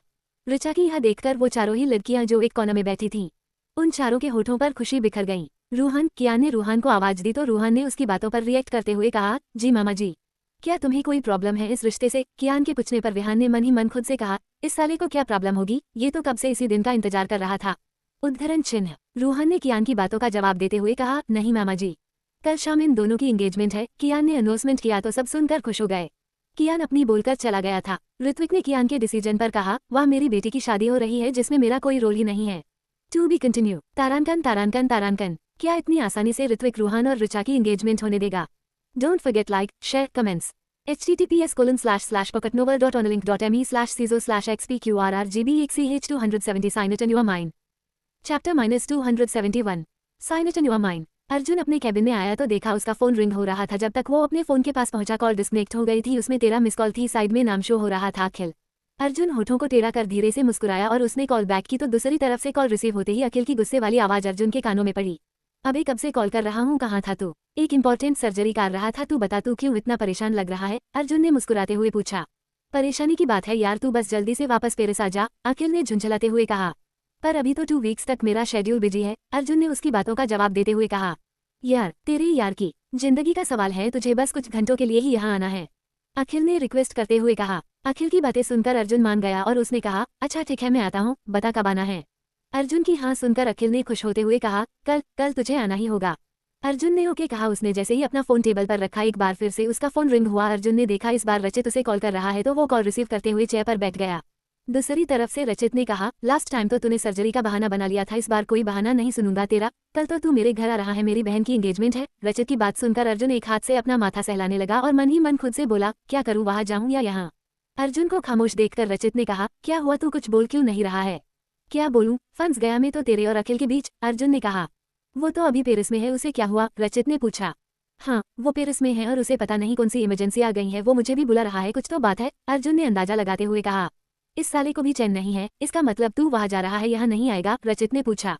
रचित के पूछने पर अर्जुन ने धीरे से हाँ कहा। ठीक है तू जा, रचित ने थोड़े उखड़े अंदाज में कहा। अर्जुन ने उसके नाराजगी को भांप लिया था तो उसने सफाई देते हुए कहा, नेक्स्ट टाइम जरूर आऊंगा। रचित से बात करने के बाद अर्जुन ने अपने असिस्टेंट गौरव को कॉल कर ऑर्डर देते हुए कहा, पेरिस के लिए मेरी एक टिकट बुक करो। बात कर अर्जुन ने दोनों हाथ से अपना सर पकड़ लिया। उसके सर में शायद तेज दर्द हो रहा था। इतना सक्सेसफुल सर्जन होने वो बाद भी अर्जुन फॉरेन छोड़कर इंडिया आया था अपने लोगों के पास उन्हें बेस्ट मेडिकल सर्विस देने के लिए। वो सर्जन बना ही इसलिए था ताकि वो ऐसे लोगों की मदद कर सके जिनकी मदद करने के लिए कोई आगे नहीं आता। फॉरेन में उसे काफी अच्छे ऑफर मिले थे। बेस्ट हॉस्पिटल में उसे मैन सर्जन की पोस्ट के साथ साथ उसे और भी काफी सारे ऑफर्स मिले थे जिसे कोई भी आदमी आसानी से ठुकरा नहीं सकता था। पर अर्जुन उन सभी ऑफर्स को ठुकराकर इंडिया आ गया था। भला उसे पैसों की क्या जरूरत थी, वो तो खुद एक प्रिंस था। अर्जुन ने थोड़ी देर रिलैक्स फील करने के लिए आंखें बंद कर ली थी। कोई जो उसके ऊपर नजरें गड़ाए हुए था उसने अर्जुन को देखते हुए कहा, राजा साहब और कितनी फ्री सर्विस दोगे? एक बार हॉस्पिटल से बाहर तो निकलिए, आपके नेक कामों के लिए आपको सीधा स्वर्ग भेज देंगे। उद्धरण चिन्ह। उसने अर्जुन पर नजरें गड़ाए हुए ही कहा, एक हफ्ते से इंतजार कर रहे हैं पर आप तो इस हॉस्पिटल से निकलने का नाम ही नहीं ले रहे हैं। जरा बाहर आइए और हमें अपनी खातिरदारी का मौका दे राजा साहब। पेरिस में पार्टी में सभी खूब एंजॉय कर रहे थे। किया और टीना दोनों कोने में टेबल पर बैठी थीं। टीना ने वहां के नजारे को देखते हुए कहा, कुछ भी कह यार, ये राघव है बड़ा कुल। रियली यार, आज तो मजा ही आ गया इतनी अच्छी पार्टी में इतना फन करके। और राघव की पूजारन तू कुछ ज्यादा ही तारीफ नहीं करती उसकी, किया ने टीना की बातों पर कहा। यार अब मैं क्या करूं, बंदा तारीफ के लायक है तो तारीफ ही करूंगी ना। वेल तेरी तो निकल पड़ी इतना अच्छा बॉयफ्रेंड पाकर। रिचा हैंडसम है, कुल भी है और कितना स्मार्ट भी है। टीना ने फिर से राघव की तारीफ करते हुए कहा, कभी कभी ना मुझे तुझ पर डाउट होता है, तू मेरी फ्रेंड नहीं राघव की चमची है जो उसकी तारीफों के पुल बनाती रहती हैं। किया ने एकदम से अपने चेहरे के भाव बदलते हुए कहा तो टीना के चेहरे का रंग उड़ गया। व्हाट रबिश कुछ भी बोलती है, टीना ने हड़बड़ाते हुए जल्दी से कहा। उनसे कुछ दूरी पर राघव किसी से कॉल पर बात कर रहा था। उसने बातें करते हुए कहा, क्या रिजल्ट है? दूसरी तरफ से एक शख्स ने कहा, सर रिजल्ट पॉजिटिव है। उस शख्स की बातें सुनकर राघव के होठों पर स्माइल आ गई। उसने फोन रखते हुए किया को देखा। वो दोनों बातें कर ही रही थी कि तभी राघव उनके पास आ गया और किया के सामने टेबल पर एक फाइल रखते हुए वहीं पड़ी चेयर पर बैठ गया। ये क्या है राघव? किया ने उस फाइल को देखते हुए कहा। इसमें कुछ इंपोर्टेंट पेपर्स हैं, इन पर तुम्हारे साइन चाहिए। राघव ने नॉर्मल एक्सप्रेशन से किया की आंखों में देखते हुए कहा, मेरे साइन तुम्हें क्यों चाहिए और ये कैसे इंपॉर्टेंट पेपर्स है? किया ने राघव को देखकर फिर एक नजर फाइल को देखते हुए कहा, ये शेयर्स के पेपर्स है जो मैंने तुम्हारे डैड की कंपनी से खरीदे हैं और जो इन्वेस्टमेंट किया है उसके भी, ये सभी उसी के पेपर्स हैं। मैं वो सारे शेयर जो मैंने तुम्हारे डैड की कंपनी के खरीदे हैं वो मैं तुम्हारे नाम कर रहा हूँ। राघव ने किया को पूरी बात समझाते हुए कहा। राघव की पूरी बात सुनकर किया ने कहा, पर राघव ये शेयर तुम्हारे हैं, तुमने अपने पैसों से खरीदी है, फिर तुम ये हमारे नाम क्यों कर रहे हो? हम ये नहीं ले सकते। किया ने साफ इनकार किया। राघव ने किया की बात सुनकर टीना की तरफ देखते हुए कहा, टीना अब तुम ही इसे समझाओ, क्या मैं और ये अलग अलग है, शेयर मेरे नाम हो या इसके क्या फर्क पड़ता है? राघव की बातों पर टीना ने किया को समझाते हुए कहा, हाँ किया राघव सही तो कह रहा है, शेयर तेरे नाम हो या इसके क्या फर्क पड़ता है? अगर राघव तुझे तेरे दादा की कंपनी के शेयर देना चाहता है तो ले लेना। वैसे भी तुम दोनों की शादी के बाद राघव की सभी चीजों पर तेरा ही तो हक होगा। उद्धरण चिन्ह। टीना ने किया को एक्सप्लेन किया और फिर उसके हाथ पर अपना हाथ रखते हुए बोली, इतना अच्छा हस्बैंड और कहाँ मिलेगा यार जो शादी से पहले ही तुझे अपनी प्रॉपर्टी दे रहा है। सटअप टीना। थोड़ा गुस्से में किया ने टीना को डांटा, फिर राघव की तरफ देखते हुए बोली, Raghav thank you so much, तुमने हमारी इतनी हेल्प की और अब ये सब कर रहे हो, पर हम ये नहीं ले सकते, हमारा इस पर कोई हक नहीं। ऐसा तुम सोचती हूँ, पर मेरी नज़र से देखो, मुझ पर ही नहीं मेरी सभी चीजों पर सिर्फ तुम्हारा हक है। राघव ने किया की आंखों में देखते हुए कहा और फिर उसके हाथों पर अपना हाथ रखा तो किया कुछ झिझक सी गई। वो हाथ पीछे खींचना चाहती थी पर राघव के एहसानों के तले दबी किया उसके हाथों के नीचे से अपना हाथ नहीं खींच पाए। राघव ने किया की आंखों के देखते हुए आगे कहा, क्या तुम्हें मैं पसंद नहीं? क्या तुम किसी और को पसंद करती हो? क्या तुम्हारी लाइफ में मेरे अलावा कोई और है? नहीं राघव, तुम जैसा सोच रहे हो ऐसा कुछ नहीं है, ना हम किसी को पसंद करते हैं और ना ही हमारी जिंदगी में तुम्हारे अलावा कोई और है। हमने कभी इस बारे में सोचा ही नहीं। हम तो एक सर्जन बनना चाहते हैं। हमने आज तक सिर्फ अपने एसएम और मम्मा दादा के बारे में सोचा, हमारा ध्यान कभी इस और गया ही नहीं। हमने कभी नहीं सोचा कि कोई हमारी जिंदगी में भी आएगा। किया ने उसे अपना नजरिया बताते हुए कहा, तो अब सोच लो मेरे बारे में, अब तो हूँ ना मैं तुम्हारी जिंदगी में। राघव ने बड़े प्यार और सादगी से एक बार फिर किया को प्रपोज किया। ये हमारी लाइफ का बहुत बड़ा डिसीजन है, हम इस डिसीजन को अकेले नहीं ले सकते। हम पर सबसे पहले हमारे पेरेंट्स का हक है, तुम्हें उनसे बात करनी होगी। अगर वो हाँ कहते हैं तो हमारी भी हाँ है। किया ने भी बिना बात को घुमाया अपनी बात कही। तो अब तुम्हारे पेरेंट्स को पटाना होगा। ठीक है, तुम्हारे लिए कुछ भी तो बताओ, कब मिलने आऊं मैं तुम्हारे दादा से? राघव ने किया की बातों पर कहा। राघव की बातें किया के होठों पर स्माइल ले आई थी। संडे। किया ने स्माइल करते हुए कहा, ओके, जैसे मैंने तुम्हारी बात मानी तुम्हें अब तुम्हें भी मेरी एक बात माननी होगी। राघव के किया को फोर्स करते हुए कहा। कौन सी बात? किया ने पूछा। तुम्हें अभी इन पेपर्स पर साइन करना होगा। राघव ने पेपर्स की तरफ इशारे करते हुए कहा। किया कर देना यार, राघव भी खुश हो जाएगा, टीना ने समझाते हुए कहा। राघव और टीना की बातें सोचते हुए उसने टेबल पर रखा पेन उठाया और फाइल खोलकर पेपर पढ़ने लगी। राघव की नजरें किया के चेहरे पर ही थीं। किया ने एक पन्ना पढ़कर पलटकर दूसरा पन्ना पढ़ने लगी, उसके बाद फिर तीसरा और फिर चौथा। किया जैसे जैसे पन्ना पलट रही थी राघव की भौहें कुछ तनसी गई थीं। उसने नजरें टीना की तरफ घुमाई तो टीना उसके इशारे को समझते हुए किया के हाथ पर अपना हाथ रखकर बोली, क्या कर रही है? किया जल्दी से साइन कर और चलते हैं, देख कितना टाइम हो गया। हाँ बस हो गया, बस कुछ ही पन्ने हैं। किया ने कहा। तूने इतने पन्ने पढ़ तो लिए, अब बस जल्दी से साइन कर और चलते हैं, टीना ने जल्दी करते हुए कहा। उद्धरण चिन्ह। हाँ कर रही हूँ, बस 2 मिनट रुक, किया ने उसे रोकते हुए कहा। नहीं रुक सकती ना, ऑलरेडी बहुत देर हो गई है और देर हो गई तो रात हो जाएगी। टीना को इतना जल्दबाजी करते देखकर किया ने उसके सामने हार मानते हुए बाकी के बचे पेपर पर बिना पढ़े साइन कर दिए। वो जैसे जैसे साइन कर रही थी राघव के होठों पर हल्की सी आई मुस्कान गहरी होती जा रही थी। सारे पेपर्स पर साइन कर फाइल बंद कर किया ने फाइल राघव की तरफ बढ़ाते हुए कहा, अब तुम खुश हो? राघव धीरे से मुस्कुराया और बोला, बहुत। मैं ड्राइवर से कहता हूँ तुम दोनों को छोड़ देगा। नहीं हम चले जाएंगे, हम ड्राइव करके ही आए थे, किया ने कहा। ओके, कोई भी प्रॉब्लम हो तो मुझे कॉल करना, राघव ने कहा। ओके बाय, किया ने जाते हुए कहा। बाय राघव, टीना ने कहा। उनके जाने के बाद राघव ने फाइल खोली, फाइल का लास्ट पन्ना देखा, उस पर किया के साइन देखकर धीरे से मुस्कुराया, पर इस बार उसकी मुस्कुराहट में प्यार नहीं, एक अलग ही खुशी थी, जैसे उसने बहुत कीमती चीज हासिल कर ली हो। To be continue.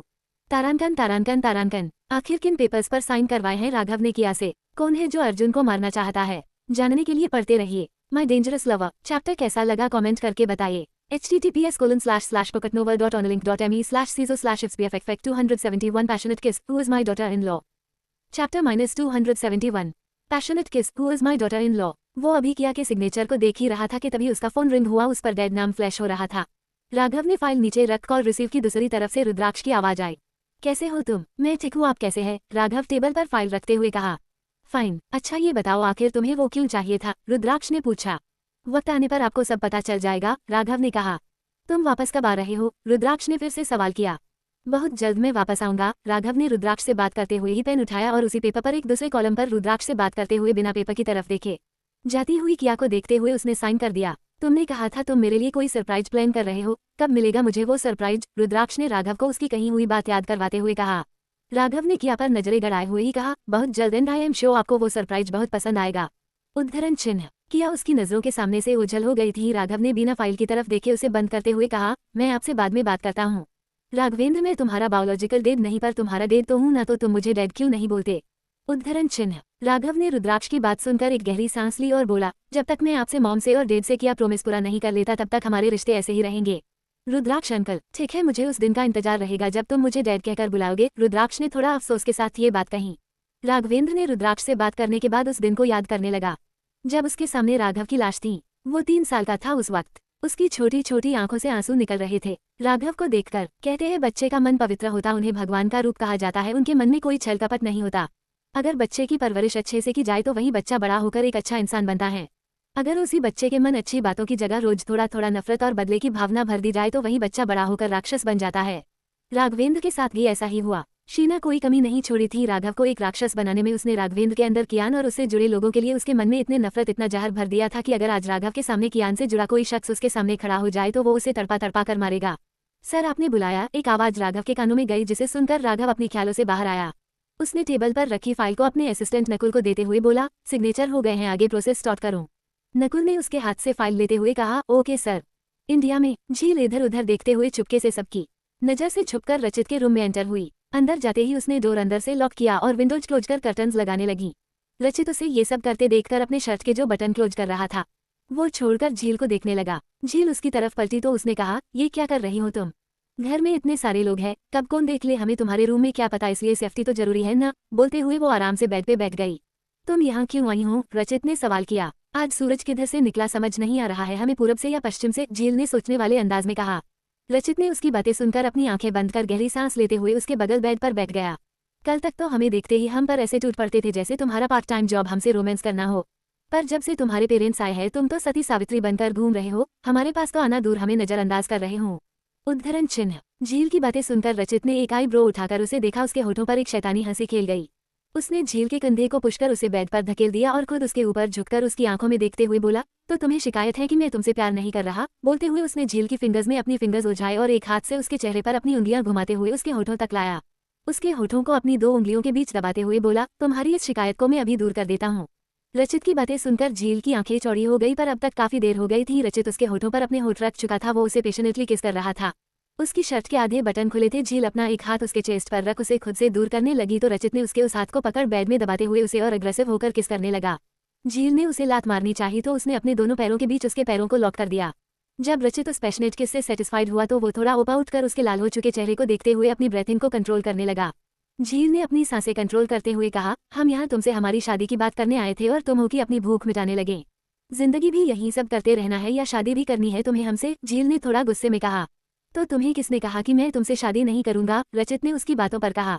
किसी ने नहीं कहा, पर तुम्हारी खामोशी वो सब कह गई। जब सब ऋचा और रूहान जी की शादी की बात कर रहे थे तो तुमने क्यों नहीं कहा कि तुम्हें भी शादी करनी है? झील ने उसे समझते हुए कहा। तुम क्या पागल हो? सब थे वहाँ डेड अंकल, मैं सबके सामने कैसे कहता मुझे भी शादी करनी है? क्या सोचते सब मेरे बारे में? रचित ने उसकी बातों पर चिढ़ते हुए कहा। सबके सामने शादी की बात करने से तुम्हें शर्म आ रही है और यहाँ अकेले हम पर भूखे भेड़िए की तरह टूट पड़ते हो, उसमें शर्म नहीं आती? झील ने फिर से गुस्से के कहा। ठीक है, मैं मम्मा से बात करूंगा, पर अभी इतने अच्छे मोमेंट को स्पॉइल मत करो ना। बात पूरी कर। वो एक बार झील को किस करने के लिए उसके ऊपर झुकने लगा। झील ने उसके चेस्ट पर हाथ रख उसे रोकते हुए कहा, नो यस बेबी, नो हाथी। देखो, अगर तुमने जबरदस्ती की तो हम तुम्हें मारेंगे। मेरी जंगली शेरनी बहुत हाथ पैर चलते हैं ना तुम्हारे, अभी बताता हूँ तुम्हें। अपनी बात पूरी कर रचित उसके स्टमक और कमर पर गुदगुदी करने लगा। ना चाहते हुए भी झील खिलखिलाकर हंस पड़ी। उसने हंसते हुए कहा, स्टॉप हाथी, हम बहुत मारेंगे तुम्हें, छोड़ो हमें। पर रचित वो नहीं रुक रहा था। वो उसकी बॉडी को यहाँ वहाँ टच करते हुए उसे टिकलिंग करता रहा और झील खिलखिलाकर हंसती रही। हंसी के बीच डोर नोक करने की आवाज भी आई। दोनों आवाज सुनकर एकदम से रुक गए। कौन आया होगा? रचित ने कहा। देखोगी तो पता चलेगा ना, झील ने कहा। दोनों खड़े हुए और अपने कपड़े ठीक करते हुए रचित ने दरवाजा खोला। झील दरवाजे के पीछे छुप गई। माँ आप? यशिका को देखकर रचित ने कहा। हाँ, ये तुम्हारी कॉफी। क्या अंदर तुम्हारे साथ कोई और भी है? यशिका ने रचित को उसकी कॉफी देते हुए कहा।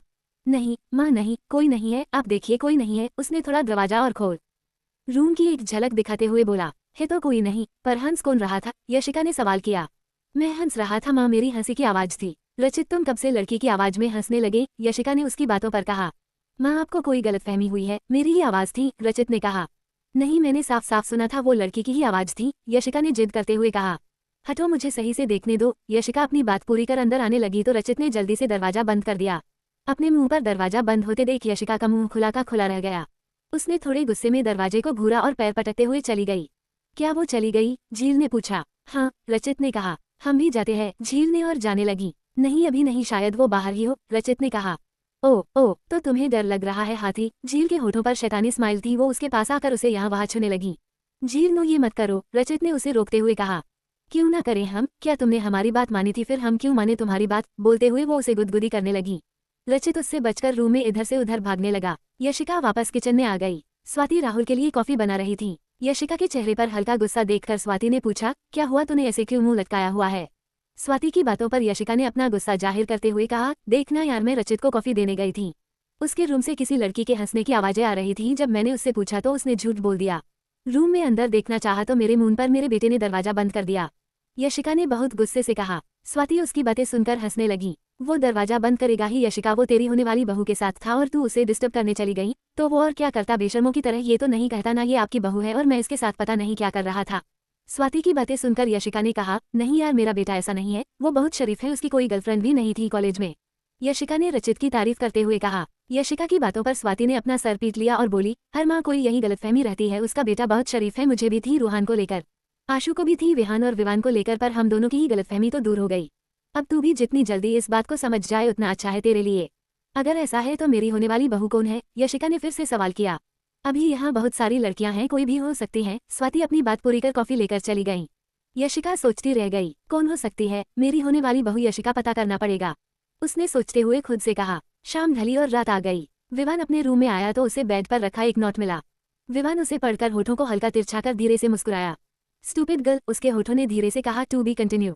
तारांकन तारांकन तारांकन। क्या करने वाला है अब राघव? कैसा सरप्राइज देने वाला है राघव रुद्राक्ष को? क्या लिखा है सांझ के उस नोट में? मेरे रेगुलर कमेंट करने वाले रीडर्स, क्या हो गया, कमेंट क्यों नहीं कर रहे हो आप लोग? ठीक तो होना यार, चिंता होने लगती है मुझे आप लोगों की। फोन का रिचार्ज तो खत्म नहीं हो गया आपका? https://pocketnovel.onlink.me/ciso/1x245 Lovable Moment, Aggressive Devils.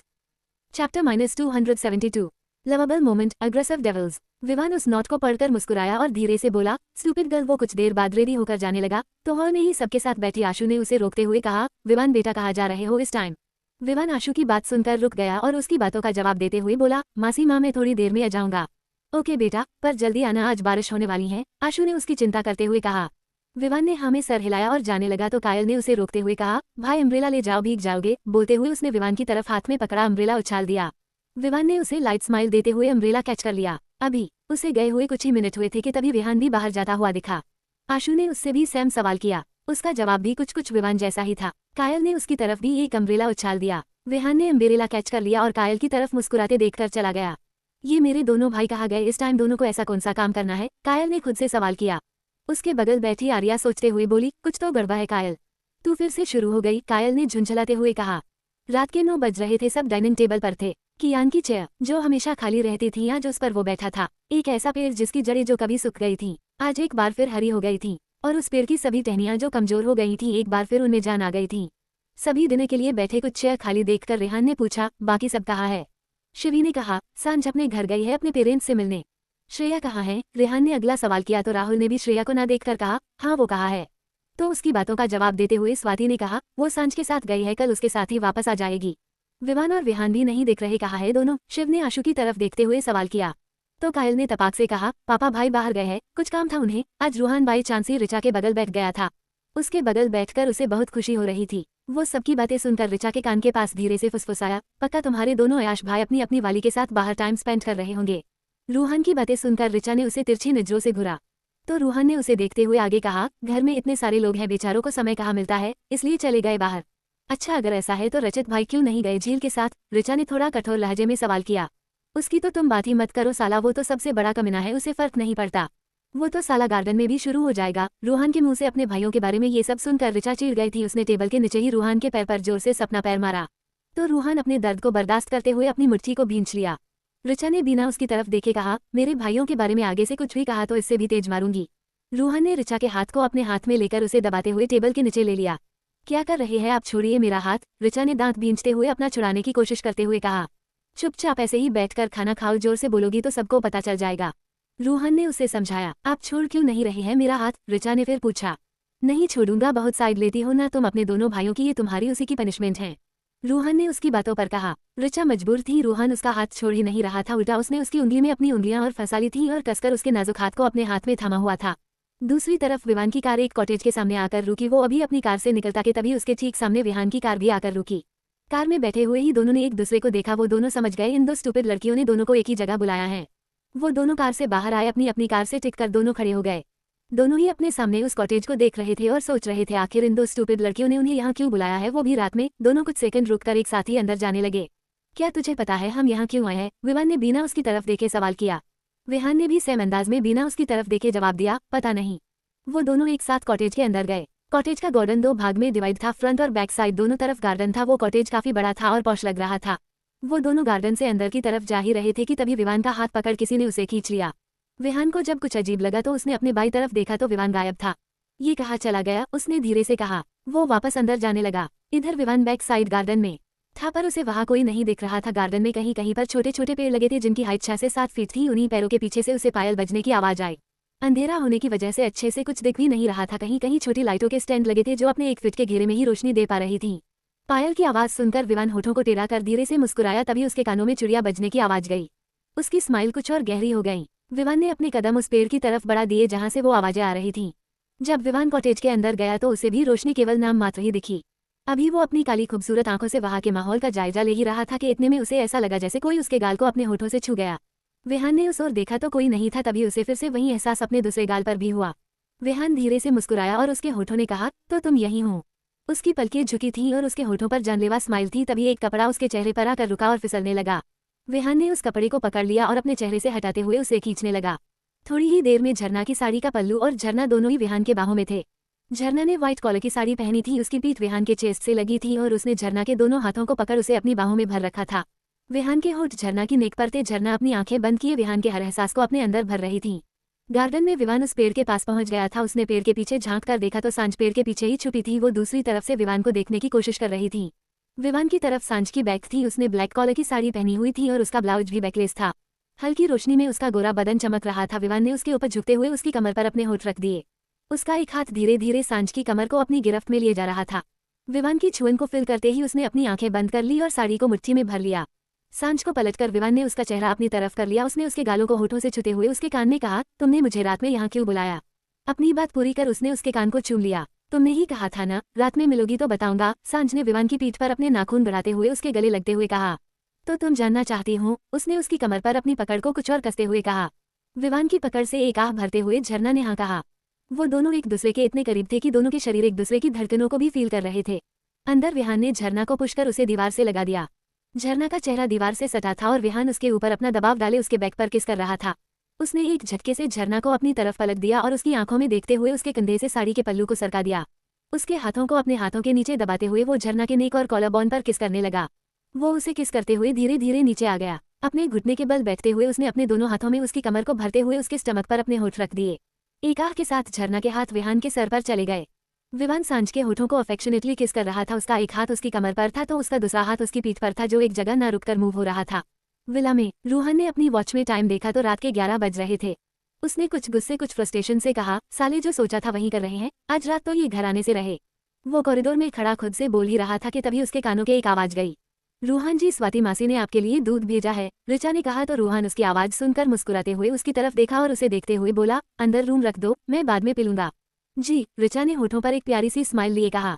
वो दूध का ग्लास लेकर अंदर चली गई। रूहान एक नजर कॉरिडोर में इधर उधर देखा और धीरे से होठों को टेढ़ा कर मुस्कुराया। कॉरिडोर के कोई नहीं था। वो रूम में गया और डोर अंदर से बंद करते हुए लॉक कर दिया। वो डोर से टिककर दोनों हाथ बांधकर खड़ा हो गया। ऋचा टेबल पर दूध का ग्लास रख जाने के लिए मुड़ी तो रूहान को ऐसे खड़ा देखकर बोली, आप अंदर कब आए? आप ऐसे क्यों खड़े हैं? ऋचा की बातें सुन और उसके चेहरे पर घबराहट देखकर रूहान को मजा आ रहा था। ऋचा के चेहरे पर बिखरी मासूमियत और उसका डरना उसे उसकी तरफ और अट्रैक्ट कर रहा था। वो उसे देखते हुए उसके पास आने लगा। उसके पास आकर उसके गाल पर अपना एक हाथ रख प्यार से उसके गाल को सहलाते हुए उसकी आंखों में देखते रूहान ने कहा, आज की रात तुम यहीं मेरे साथ मेरे रूम में रहोगी। रूहान की बातें उसके होश उड़ा गई थीं। क्या टू बी कंटिन्यू। तारांकन तारांकन तारांकन तारांकन तारांकन तारांकन तारांकन तारांकन तारांकन तारांकन तारांकन तारांकन तारांकन तारांकन। क्या करेगा अब रूहान रिचा के साथ? क्या रिचा उसकी बात मान जाएगी? https://pocketnovel.onlink.me/ciso/s63 needs 273 show me your love. Romantic night. Chapter -273. Show me your love romantic night. Ruhan की बातें सुनकर रिचा के मुंह से एकदम से निकला, क्या? रूहान ने उसके गाल को सहलाते हुए उसकी आंखों में देखते हुए बोला, हाँ, आज रात तुम मेरे साथ मेरे रूम में रहोगी। ये आप कैसी बातें कर रहे हैं रूहान जी, अगर किसी ने देख लिया तो? रिचा ने डरते हुए कहा। तो क्या कल एंगेजमेंट के साथ साथ शादी भी हो जाएगी हमारी? अच्छा है ना, खर्चा बच जाएगा। एक फंक्शन में 2 काम एक साथ हो जाएंगे। रूहान ने उसकी बात को पूरा करते हुए कहा। क्या? इस बार रिचा की आवाज लो साउंड कर रही थी। हाँ, रूहान ने भी उसी टोन में कहा। नहीं, ये सही नहीं है। रिचा बोलते हुए उसकी तरफ से घूमकर अपनी पीठ उस तरफ कर खड़ी हो गई। रूहान ने पीछे से उसके कंधे पर सर रख उसके कान पर अपनी गर्म सांसें छोड़ते हुए बोला, क्यों सही नहीं है? ये बोलते हुए उसने रिचा की कमर पर अपने हाथ कस दिए। हमारी शादी अभी नहीं हुई है, हम बिना शादी के साथ कैसे रह सकते हैं? रिचा अपनी बात रूहान के सामने रखते हुए कहा। अच्छा, तो तुम्हें डर है अगर मुझे कुछ हो गया तो तुम्हारी शादी किसी और से हो जाएगी? रूहान के बोलते ही रिचा उसकी तरफ मुड़ी। उसकी आंखें नम थीं। उसने भर्राए गले से कहा, मैं सिर्फ आपकी होना चाहती हूँ, किसी और की नहीं। उसकी नम आंखों में अपने लिए बेशुमार प्यार को देख पा रहा था रूहान। रूहान ने उसका चेहरा देखा जो लाल हो गया था। उसकी काली काली खूबसूरत आंखों में भरे आंसू उसकी खूबसूरती को और बढ़ा रहे थे। रूहान ने अपनी बाहें कसते हुए कहा, ऐसा है तो मुझे किस करो। Show me your love. Ruhan की बातें सुनकर रिचा ने उसकी आंखों में देखते हुए सवाल किया, अगर मैं आपको किस करूंगी तो ये प्रूफ हो जाएगा मैं आपसे प्यार करती हूँ। रूहान उसके थोड़े और नजदीक आया और उसकी आंखों में देखते हुए बोला, अगर आज रात तुम मेरे साथ मेरे रूम में रुकने के लिए रेडी हो तो मैं भी मान जाऊंगा, तुम सिर्फ मुझसे प्यार करती हो। रिचा ने रूहान की बातें सुन उसकी आंखों में देखते हुए बोली, ठीक है, अगर मेरे यहाँ रुकने से आपको भरोसा होता है कि मैं सिर्फ आपसे प्यार करती हूँ तो मैं आज रात इसी रूम में रहूंगी। रूहान उसकी बात सुनकर धीरे से मुस्कुराया। वो अपने सामने खड़ी उस बेवकूफ लड़की को देख रहा था जो उसके प्यार में पूरी तरह पागल थी। कम ऑन किस मी। रूहान की बात सुनकर रिचा एक हाथ उसके गाल पर रखते हुए अपने होठ उसके दूसरे गाल पर रखने लगी, तो रूहान ने उसे रोकते हुए कहा, नॉट ऑन चिक ओनली ऑन लिप्स। रिचा उसकी बातें सुनकर सिकपकाई, फिर आंखें बंद करते हुए अपने होठ उसके होठों पर रखकर उन्हें छूकर दूर हो गईं। ये क्या था? रूहान ने उसे अजीब नजरों से देखते हुए पूछा।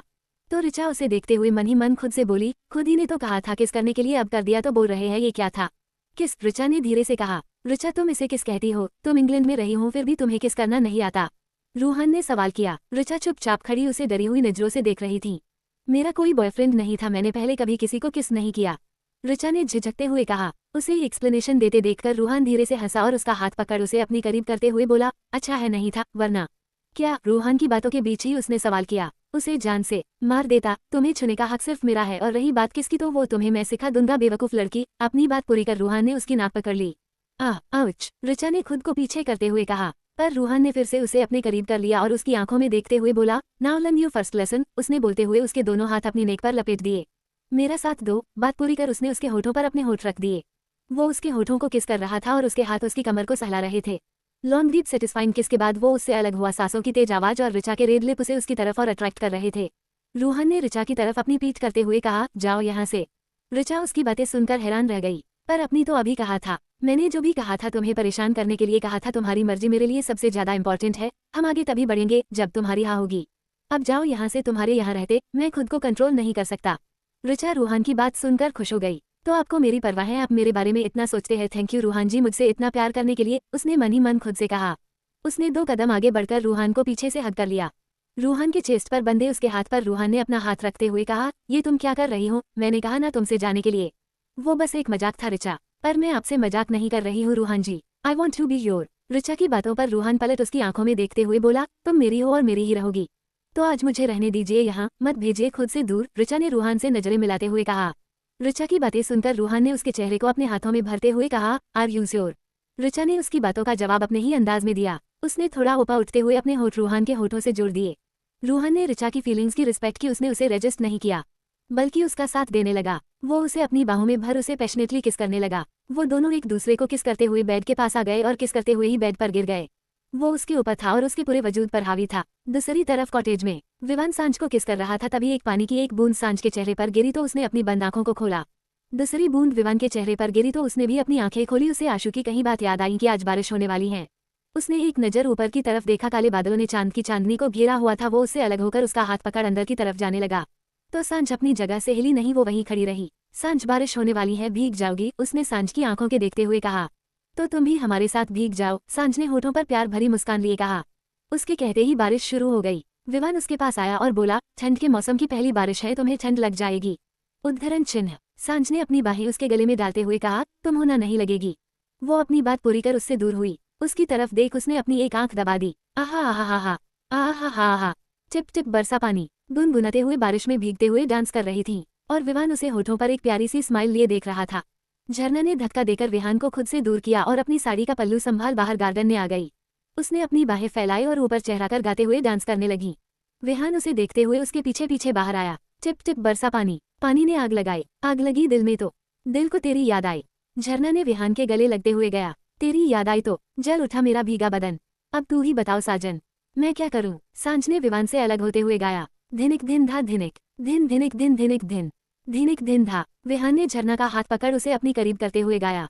डू डू डू डूबा दरिया में, खड़ा मैं साहिल पर। विवान ने भी सांझ को अपनी बाहों में भरते हुए गाया। हो डूबा दरिया में, खड़ा मैं साहिल पर, तू बिजली बनकर गिरी मेरे दिल पर, चली ऐसी ये पागल पवन, मैं क्या करूं? धिनिक धिन धा। झरना ने विहान से दूर होते हुए गाया। टिप टिप बरसा पानी। पानी ने आग लगाई। आग लगी दिल में तो दिल को तेरी याद आई। सांझ ने विवान के गले लगते हुए गाया। तेरी याद आई तो छा गया मुझे दीवानापन, मेरे बस में नहीं मेरा मन, मैं क्या करूं? विहान ने झरना के दोनों हाथ उसकी कमर से लगाते हुए उसके नेक और कॉलरबोन पर अपने होठ फिराने लगा।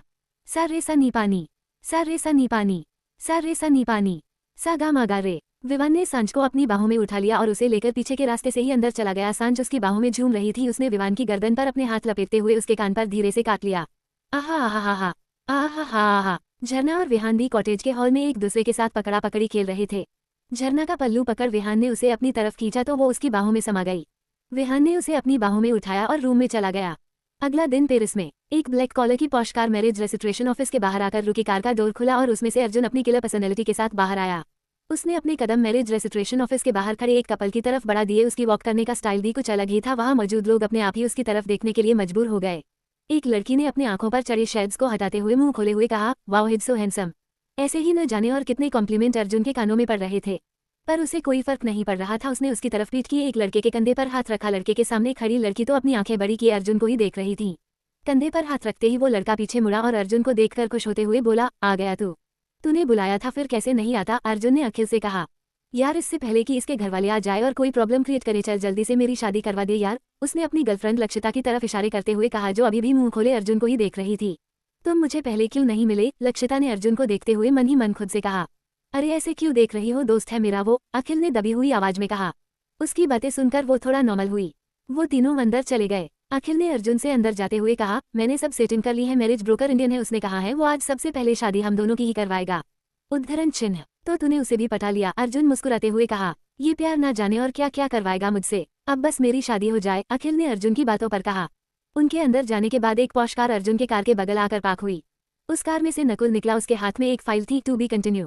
तारांकन तारांकन तारांकन तारांकन तारांकन तारांकन तारांकन तारांकन तारांकन तारांकन। अब आगे क्या होगा, क्या मोड़ लेगी ये कहानी, जानने के लिए अगले चैप्टर का इंतजार करें। Don't forget like, share, comments. https://puppetnovel.onlink.me/ciso/arcmix 9274 Kian going to Australia, marriage certificate. Chapter -274 Kiyan going to Australia, marriage certificate. Arjun के कार के बगल एक और कार आकर पार्क हुई। उसमें से नकुल निकला। उसके हाथ में एक फाइल थी और दूसरे हाथ में पकड़ा फोन उसने कान पे रखा हुआ था। सर मैं मैरिज रजिस्ट्रार ऑफिस पहुंच गया हूँ, बस कुछ ही देर में मैं पेपर सबमिट कर दूंगा। ओके, काम खत्म करके मुझे कॉल करूं, राघव ने ऑर्डर देते हुए कहा। Okay sir. फोन को अपनी जेब में रखते हुए नकुल हाथ में पकड़ी फाइल लिए अंदर चला गया। अखिल और लक्षिता के साइन करने के बाद विटनेस को बुलाया गया। अर्जुन आगे आया और पेन हाथों में ले लिया। वो साइन करने के लिए झुका ही था कि तभी उसका फोन रिंग हुआ। अर्जुन ने देखा कॉल हॉस्पिटल से है तो साइड में आकर उसने कॉल रिसीव की और बात करने लगा। अबे यार बात बाद में कर लेता, पहले साइन कर देता, अखिल ने अर्जुन को घूरते हुए कहा। नकुल सामने बैठे आदमी के सामने टेबल पर फाइल रखते हुए उसमें से एक पेपर निकालकर उसे देते हुए बोला, इस शादी को रजिस्टर करूं। मैरिज रजिस्ट्रार ने उससे पेपर लिया और सरसरी सी एक नजर उस पर डाली। अभी वो पेपर देख ही रहा था कि तभी नकुल का फोन रिंग हुआ। वो कॉल रिसीव कर बाहर चला गया। How can resistor this marriage, this paper is not complete. बोलते हुए उसने पेपर टेबल पर रखा तो उसके सामने खड़ा आदमी गायब था। अखिल जिसने उस मैरिज रजिस्ट्रार को पटा लिया था उसने उसकी तरफ देखते हुए कहा, जब सबको फोन पर बात ही करनी थी तो पहले बात ही कर लेते, शादी बाद में हो जाती। सबके पेपर इनकम्प्लीट हैं, कहीं विटनेस के साइन मिसिंग है तो कहीं हस्बैंड के साइन मिसिंग है। शादी हो रही है या कोई मजाक चल रहा है, कम से कम पेपर्स तो कंप्लीट करो फिर शादी रजिस्टर करवाना अपनी। उद्धरण चिन्ह। अखिल उसकी इतनी लंबी चौड़ी बातें सुनकर बोला, अरे सर बस 2 मिनट, वो आ रहा है, बोलकर वो अर्जुन के पास चला गया। अरे मेरे यार, बात बाद में कर लेना, पहले साइन कर दे, अखिल ने अर्जुन से परेशान होते हुए कहा। अर्जुन ने उसकी बातें सुनकर कॉल डिस्कनेक्ट करते हुए कहा, तू इतना डर क्यों रहा है, एक साइन करते ही हो तो जाएगी तेरी शादी। अर्जुन की बातों पर अखिल बोला, डरने वाली तो बात ही है, इसके बाप ने हमारे पीछे गुंडे लगा दिए है, बस उनके पहुंचने से ये पहले शादी हो जाए। चल अब जल्दी से साइन कर दे। दोनों बातें करते हुए डेस्क के पास पहुंच गए। अर्जुन ने एक बार फिर पेन उठा लिया, तभी बाहर से कुछ आवाजें आने लगी। अर्जुन ने पीछे मुड़कर देखा तो अखिल ने कहा, लगता है इसके बाप के भेजे गुंडे आ गए, तू जल्दी से साइन कर। बोलते हुए उसने डेस्क पर रखे पेपर इकट्ठा कर उसके सामने कर दिया। अरे यार सोच क्या रहा है, जल्दी करना, अखिल ने फिर से कहा। अर्जुन ने उसे इतनी जल्दबाजी करते देख और डरा हुआ देखकर धीरे से गर्दन नमे हिलाई, जैसे बोल रहा हो इसका कुछ नहीं हो सकता। वो पेपर पर साइन करने लगा। जैसे ही उसने साइन किया तभी अच्छी हाइट वाले भरी भरकम शरीर वाले 3 लोग अंदर आए। उन्हें देखकर अखिल अर्जुन के पीछे छुपते हुए बोला, आ गए मेरे ससुराल वाले। उसने डेस्क पर रखे पेपर उठाकर उस रजिस्ट्रार को दे दिए। वो एक मध्यम वर्ग का आदमी था, उसकी आंखों पर चश्मा लगा था। उसने अपना चश्मा ठीक करते हुए पेपर चेक किया। अभी तो दोनों पेपर इनकम्प्लीट थे, अब दोनों ही कंप्लीट हो गए। उसने दोनों ही पेपर पर स्टैंप लगा दी और उन दोनों ही शादी को रजिस्टर कर लिया। इधर वो तीनों ही आदमी अखिल को पकड़ने उसके पास आ गए। उन्होंने जैसे ही अखिल की तरफ हाथ बढ़ाया, अर्जुन ने उसका हाथ पकड़ मोड़ दिया। वो आदमी दर्द में तड़पा, फिर बाकी दो ने भी अपनी ताकत आजमाई और अर्जुन ने उनके साथ भी यही किया। उसने बिना कुछ तोड़फोड़ मचाए बड़ी ही आसानी से उन तीनों की बॉडी में ऐसी जगह फ्रैक्चर किए थे कि वो तीनों ही दर्द से करहा रहे थे। हाथ लगाना तो दूर, अब वो अपना हाथ उठा भी नहीं पा रहे थे। अर्जुन अखिल और लक्षिता को अपने साथ लेकर बाहर चला गया। उसके बाहर जाते ही नकुल अंदर आया। उसने वहां पड़े उन तीनों आदमियों को देखा। वो उन्हें देखकर मैरिज रजिस्ट्रार के पास गया और कहा, क्या शादी रजिस्टर हो गई? उद्धरण चिन्ह। वो आदमी अभी भी मुंह खोले आंखें बड़ी किए सामने पड़े तीनों ही लोगों को देख रहा था। क्या लड़का था, क्या फाइट करता है, मैरिज रजिस्ट्रार ने अर्जुन की तारीफ करते हुए कहा। Hello sir, I am asking you something, Nakul ने जोर से कहा। उसकी आवाज सुनकर वो होश में आते हुए बोला, हो गई। उद्धरण चिन्ह। मैं सर्टिफिकेट के लिए कब आऊं? नकुल ने पूछा। 2 वीक्स लेटर, मैरिज रजिस्ट्रार ने कहा। ओके, नकुल अपनी बात पूरी कर चला गया। इंडिया में आज ऋचा और रूहान की एंगेजमेंट थी। सब तैयारियों में लगे थे। इस बीच सुबह से शाम कब हो गई पता ही नहीं चला। यशिका जो कल से ही सारी लड़कियों को घूर घूर कर देख रही थी, उसे अभी तक पता नहीं चला था उसकी होने वाली बहू कौन है। शिवी ने यशिका को सबको घूरते हुए देखकर पूछा, क्या हुआ, ऐसे क्यों देख रही हो सबको? अरे यार शिवी, तुम्हें तो तुम्हारी बहू मिल गई, मैं अपनी होने वाली बहू को ढूंढ रही हूँ, यशिका ने शिवी की बातों का जवाब देते हुए कहा। इतनी सारी लड़कियां हैं घर में, देख लो जो तुम्हें पसंद हो उसे अपनी बहू बना लो, शिवी ने सलाह देते हुए कहा। मैं कैसे पसंद करूं, रचित पहले से ही किसी को पसंद को कर रखा है, यशिका ने मुंह बनाते हुए कहा। तो फिर तुम इतनी परेशान क्यों हो? क्योंकि मुझे पता ही नहीं है मेरी होने वाली बहू कौन है, उसने फिर से मुंह बनाते हुए कहा। वेरी सिंपल यार, अपने बेटे को देखो, उसकी नजरें बार बार जिस पर ठहरे समझ लेना वही तुम्हारी बहू है, शिवी ने एडवाइस दी तो यशिका ने कहा, तुमने सही कहा, मैं अब यही करूंगी। शिवी उसकी बातें सुनकर हंसने लगी। कियान अपने रूम में था, उसके रूम का डोर खुला था। ऋत्विक अपने रूम में जा रहा था कि तभी वो कियान के रूम का डोर खुला देख होठों को टेढ़ा कर धीरे से मुस्कुराया और अंदर आ गया। वो मुस्कुराहट खुशी की नहीं थी बल्कि करवाहट से भरी थी। अंदर आकर उसने देखा कियान सुहानी की फोटो को देख रहा था। वो उसके बगल आकर बोला, मैं सही था ना? कियान ने तिरछी नजरों से उसे देखा तो ऋत्विक ने भी उसकी तरफ तिरछी नजरों से देखते हुए कहा, तुम्हारे साथ ने आखिर मेरी आरू की जान ले ही ली। उद्धरण चिन्ह। तुम आज भी जिंदा हो, पर वो हम सबको छोड़कर चली गईं। ऋत्विक ने ताने मारते हुए कहा। वो जिंदा है? कियान ने बिना उसकी तरफ देखे कहा। तुम्हें क्या मैं कोई छोटा बच्चा लग रहा हूँ जो तुम मुझे अपनी बातों से बहला फुसला लोगे? ऋत्विक ने फिर से टोंट मारा। मैं उसे वापस लेकर आऊंगा, कियान ने कहा तो ऋत्विक कियान की बातें सुनकर धीरे से मुस्कुराया और मुस्कुराते हुए ही बोला, अगर ऐसा होता है तो मैं एक बार फिर अपनी आरू का हाथ तुम्हारे हाथों में दूंगा। ऋत्विक की बात सुनकर कियान हल्का सा मुस्कुराया और बोला, रेडी रहना एक बार फिर उसे मुझे देने के लिए। तुम पहले वो करो जो तुमने कहा है अभी। ऋत्विक अपनी बात बोलकर सुहानी की फोटो देखकर चला गया। कियान ने उसकी फोटो पर हाथ फेरते हुए कहा, सब कुछ भी कहीं कुछ भी सोचे, पर मैं जानता हूँ तुम मेरी मर्जी के बिना मुझे छोड़कर नहीं जा सकती। तुम जहाँ कहीं भी हो, मैं बहुत जल्द तुम्हें यहाँ ले आऊंगा। वो बोल रहा था पर उसके चेहरे पर कोई एक्सप्रेशन नहीं था। उसके हाथ अभी भी उसकी फोटो को सहला रहे थे। दूसरी तरफ शिवानी जो गहरी नींद में सो रही थी, वो अचानक से ही उठ गई। उसकी सांसें तेज थी, पसीने से उसका शरीर भीग चुका था। उसने बेड के दूसरी तरफ देखा, जगह खाली थी। उसने देखा वो रूम में अकेली थी। अपने सर पर हाथ रखते हुए वो खुद से बोली, जब यहाँ कोई नहीं है हमारे सिवा तो हमें छुआ किसने? हमें ऐसा क्यों लग रहा है किसी ने हमें छुआ? वो इसी कश्मकश में एक बार फिर लेट गई, पर उसकी आंखों में अब नींद नहीं थी। पहले हमें कुछ धुंधली तस्वीरें दिखती थी और अब तो हमें वो भी नहीं दिखते। ऐसे में हम अब कैसे अपनी बीती जिंदगी के बारे में कुछ जान पाएंगे? उसने सोचते हुए खुद से कहा। इंडिया में रात के 9 बज रहे थे और सभी के चेहरे पर खुशियां ही खुशियां दिख रही थीं। ऋचा ने सबके कहने पर रूहान के हाथ में अंगूठी पहना दी तो सबने तालियां बजा दी। रूहान ने भी ऋचा की उंगली में अंगूठी पहनाई तो सबने एक बार फिर तालियां बजा दी। एंगेजमेंट के बाद सभी अपने अपने काम में लग गए थे। कियान स्टडी रूम में था और राहुल रेहान अर्पित से बात कर रहा था कि तभी विवान और विहान दोनों अंदर आए। कियान दोनों को देखकर चुप हो गया। विवान ने कदम आगे बढ़ाते हुए कहा, आप ऑस्ट्रेलिया जा रहे हैं और आपने हमें बताया तक नहीं? उसके लहजे में नाराजगी थी। जिसे कियान बखूबी देख पा रहा था। पापा हम भी आपके साथ जाएंगे, विहान ने कहा। पापा ये शब्द हमेशा कियान को खुश कर जाता था, फिर उनका इतने प्यार से उसे पापा कहना उसे अंदर तक खुशी से भर देता था। तुमने मुझे बहुत खूबसूरत तोहफे दिए हैं सुहानी, जिन्हें देखकर मुझे सुकून मिल जाता है, कियान ने विवान और विहान को देखते हुए खुद से ही कहा। उसने अपने दोनों हाथ पेंट की जेब में डालते हुए कहा, हाँ मैं ऑस्ट्रेलिया जा रहा हूँ, पर तुम दोनों यहीं रहोगे, तुम मेरे साथ नहीं जाओगे। जैसे ही कियान ने ये कहा, विवान और विहान दोनों एक साथ उसके गले लग गए। दोनों का सर कियान के दोनों कंधों पर था। विहान ने कहा, नहीं पापा हम आपके साथ जाएंगे। तभी विवान ने कहा, मैं उससे मिलना चाहता हूँ जिसने मुझे आपसे दूर कर दिया, जिसकी वजह से आपको और माँ को हमसे दूर होना पड़ा। विवान की टोन एरोगेंट थी। कियान उसकी फीलिंग्स को समझ रहा था। क्या तुम दोनों को ये लगता है अब मैं बूढ़ा हो गया हूँ, उसे हैंडल नहीं कर सकता? कियान ने दोनों से कहा। विवान ने कियान की बातों पर कहा, आपसे कभी कोई जीत नहीं सकता पापा, आप आज भी सब अकेले हैंडल कर सकते हैं, पर हम आपके साथ जाना चाहते हैं पापा, प्लीज पापा मना मत करिएगा, विहान ने भी रिक्वेस्ट करते हुए कहा। जब दोनों इतना कह रहे हैं तो ले चलते हैं ना दोनों को अपने साथ, विहान ने कहा। कियान ने दोनों की पीठ पर एक एक हाथ रख हल्के से थपथपाया और बोला, जाओ रेडी होकर आ जाओ, हम थोड़ी देर में निकलेंगे। उद्धरण चिन्ह। दोनों उससे अलग हुए। वो खुश थे कि कियान उन्हें अपने साथ ले जाने के लिए तैयार हैं। दोनों के जाने के बाद कियान फिर से अपनी बात को कंटिन्यू करते हुए डिस्कस करने लगा। अब जब विवान और विहान दोनों हमारे साथ जा रहे हैं तो तुम दोनों यहीं रहोगे, कियान ने राहुल और अर्पित की तरफ देखते हुए कहा। दोनों ने उसकी बात सुनकर हाँ में सर हिला दिया। To be continue. तारांकन तारांकन तारांकन। क्यों किया है रुद्राक्ष ने कियान को इन्वाइट? क्या होगा जब रुद्राक्ष और कियान का आमना सामना होगा? I am very disheartened unamused comment section क्या गायब हो गया है? जो आप लोग आप कमेंट नहीं करते, आपको टर्न नहीं किया, आपके कमेंट में कितना मोटिवेट करते हैं। अनअम्यूज्ड https://pocketnovel.onelink.me/ciso/chqh275 My beautiful, lovely, gorgeous wife. Chapter -275. My beautiful, lovely, gorgeous wife. कुछ देर बाद ओबरॉय विला के टेरेस पर एक चॉपर लैंड हुआ। कियान रेहान, विहान और विवान के साथ चला गया। अपने पीछे कियान ने सारी रिस्पॉन्सिबिलिटी राहुल, शिव और अर्पित को दी थी। उन्हें बाज की तरह चौकन्ना रहकर विला में रह रहे सभी लोगों की हिफाजत करनी थी। अर्जुन पेरिस से वापस आ गया था। वो अभी मुंबई छत्रपति शिवाजी महाराज इंटरनेशनल एयरपोर्ट पर था। उसे पिक करने उसका असिस्टेंट जो उसके दोनों काम संभालता था वो लेने आया था। कुछ मिनटों बाद ही अर्जुन का असिस्टेंट पुनीत उसके सामने था। उसने आगे बढ़कर अर्जुन को ग्रीट किया और उसके हाथ से ब्रीफकेस ले लिया। पुनीत अर्जुन के पीछे पीछे चलते हुए बोला, सर एक इम्पोर्टेंट मीटिंग है आपकी। पुनीत की बातें सुनकर अर्जुन ने कहा, पुनीत अभी मुझे यहाँ आए हुए आधा घंटा भी नहीं हुआ और तुम शुरू हो गए। सॉरी सर, पर सर के ऑर्डर थे, मैं आपको इन्फॉर्म कर दूं, ये मीटिंग आपको अटेंड करनी ही होगी सर। पुनीत ने डरते हुए अपनी बात अर्जुन के सामने रखी तो अर्जुन ने कहा, ये धमकी भी उन्होंने ही दी होगी। पुनीत ने धीरे से सर हाँ में हिला दिया।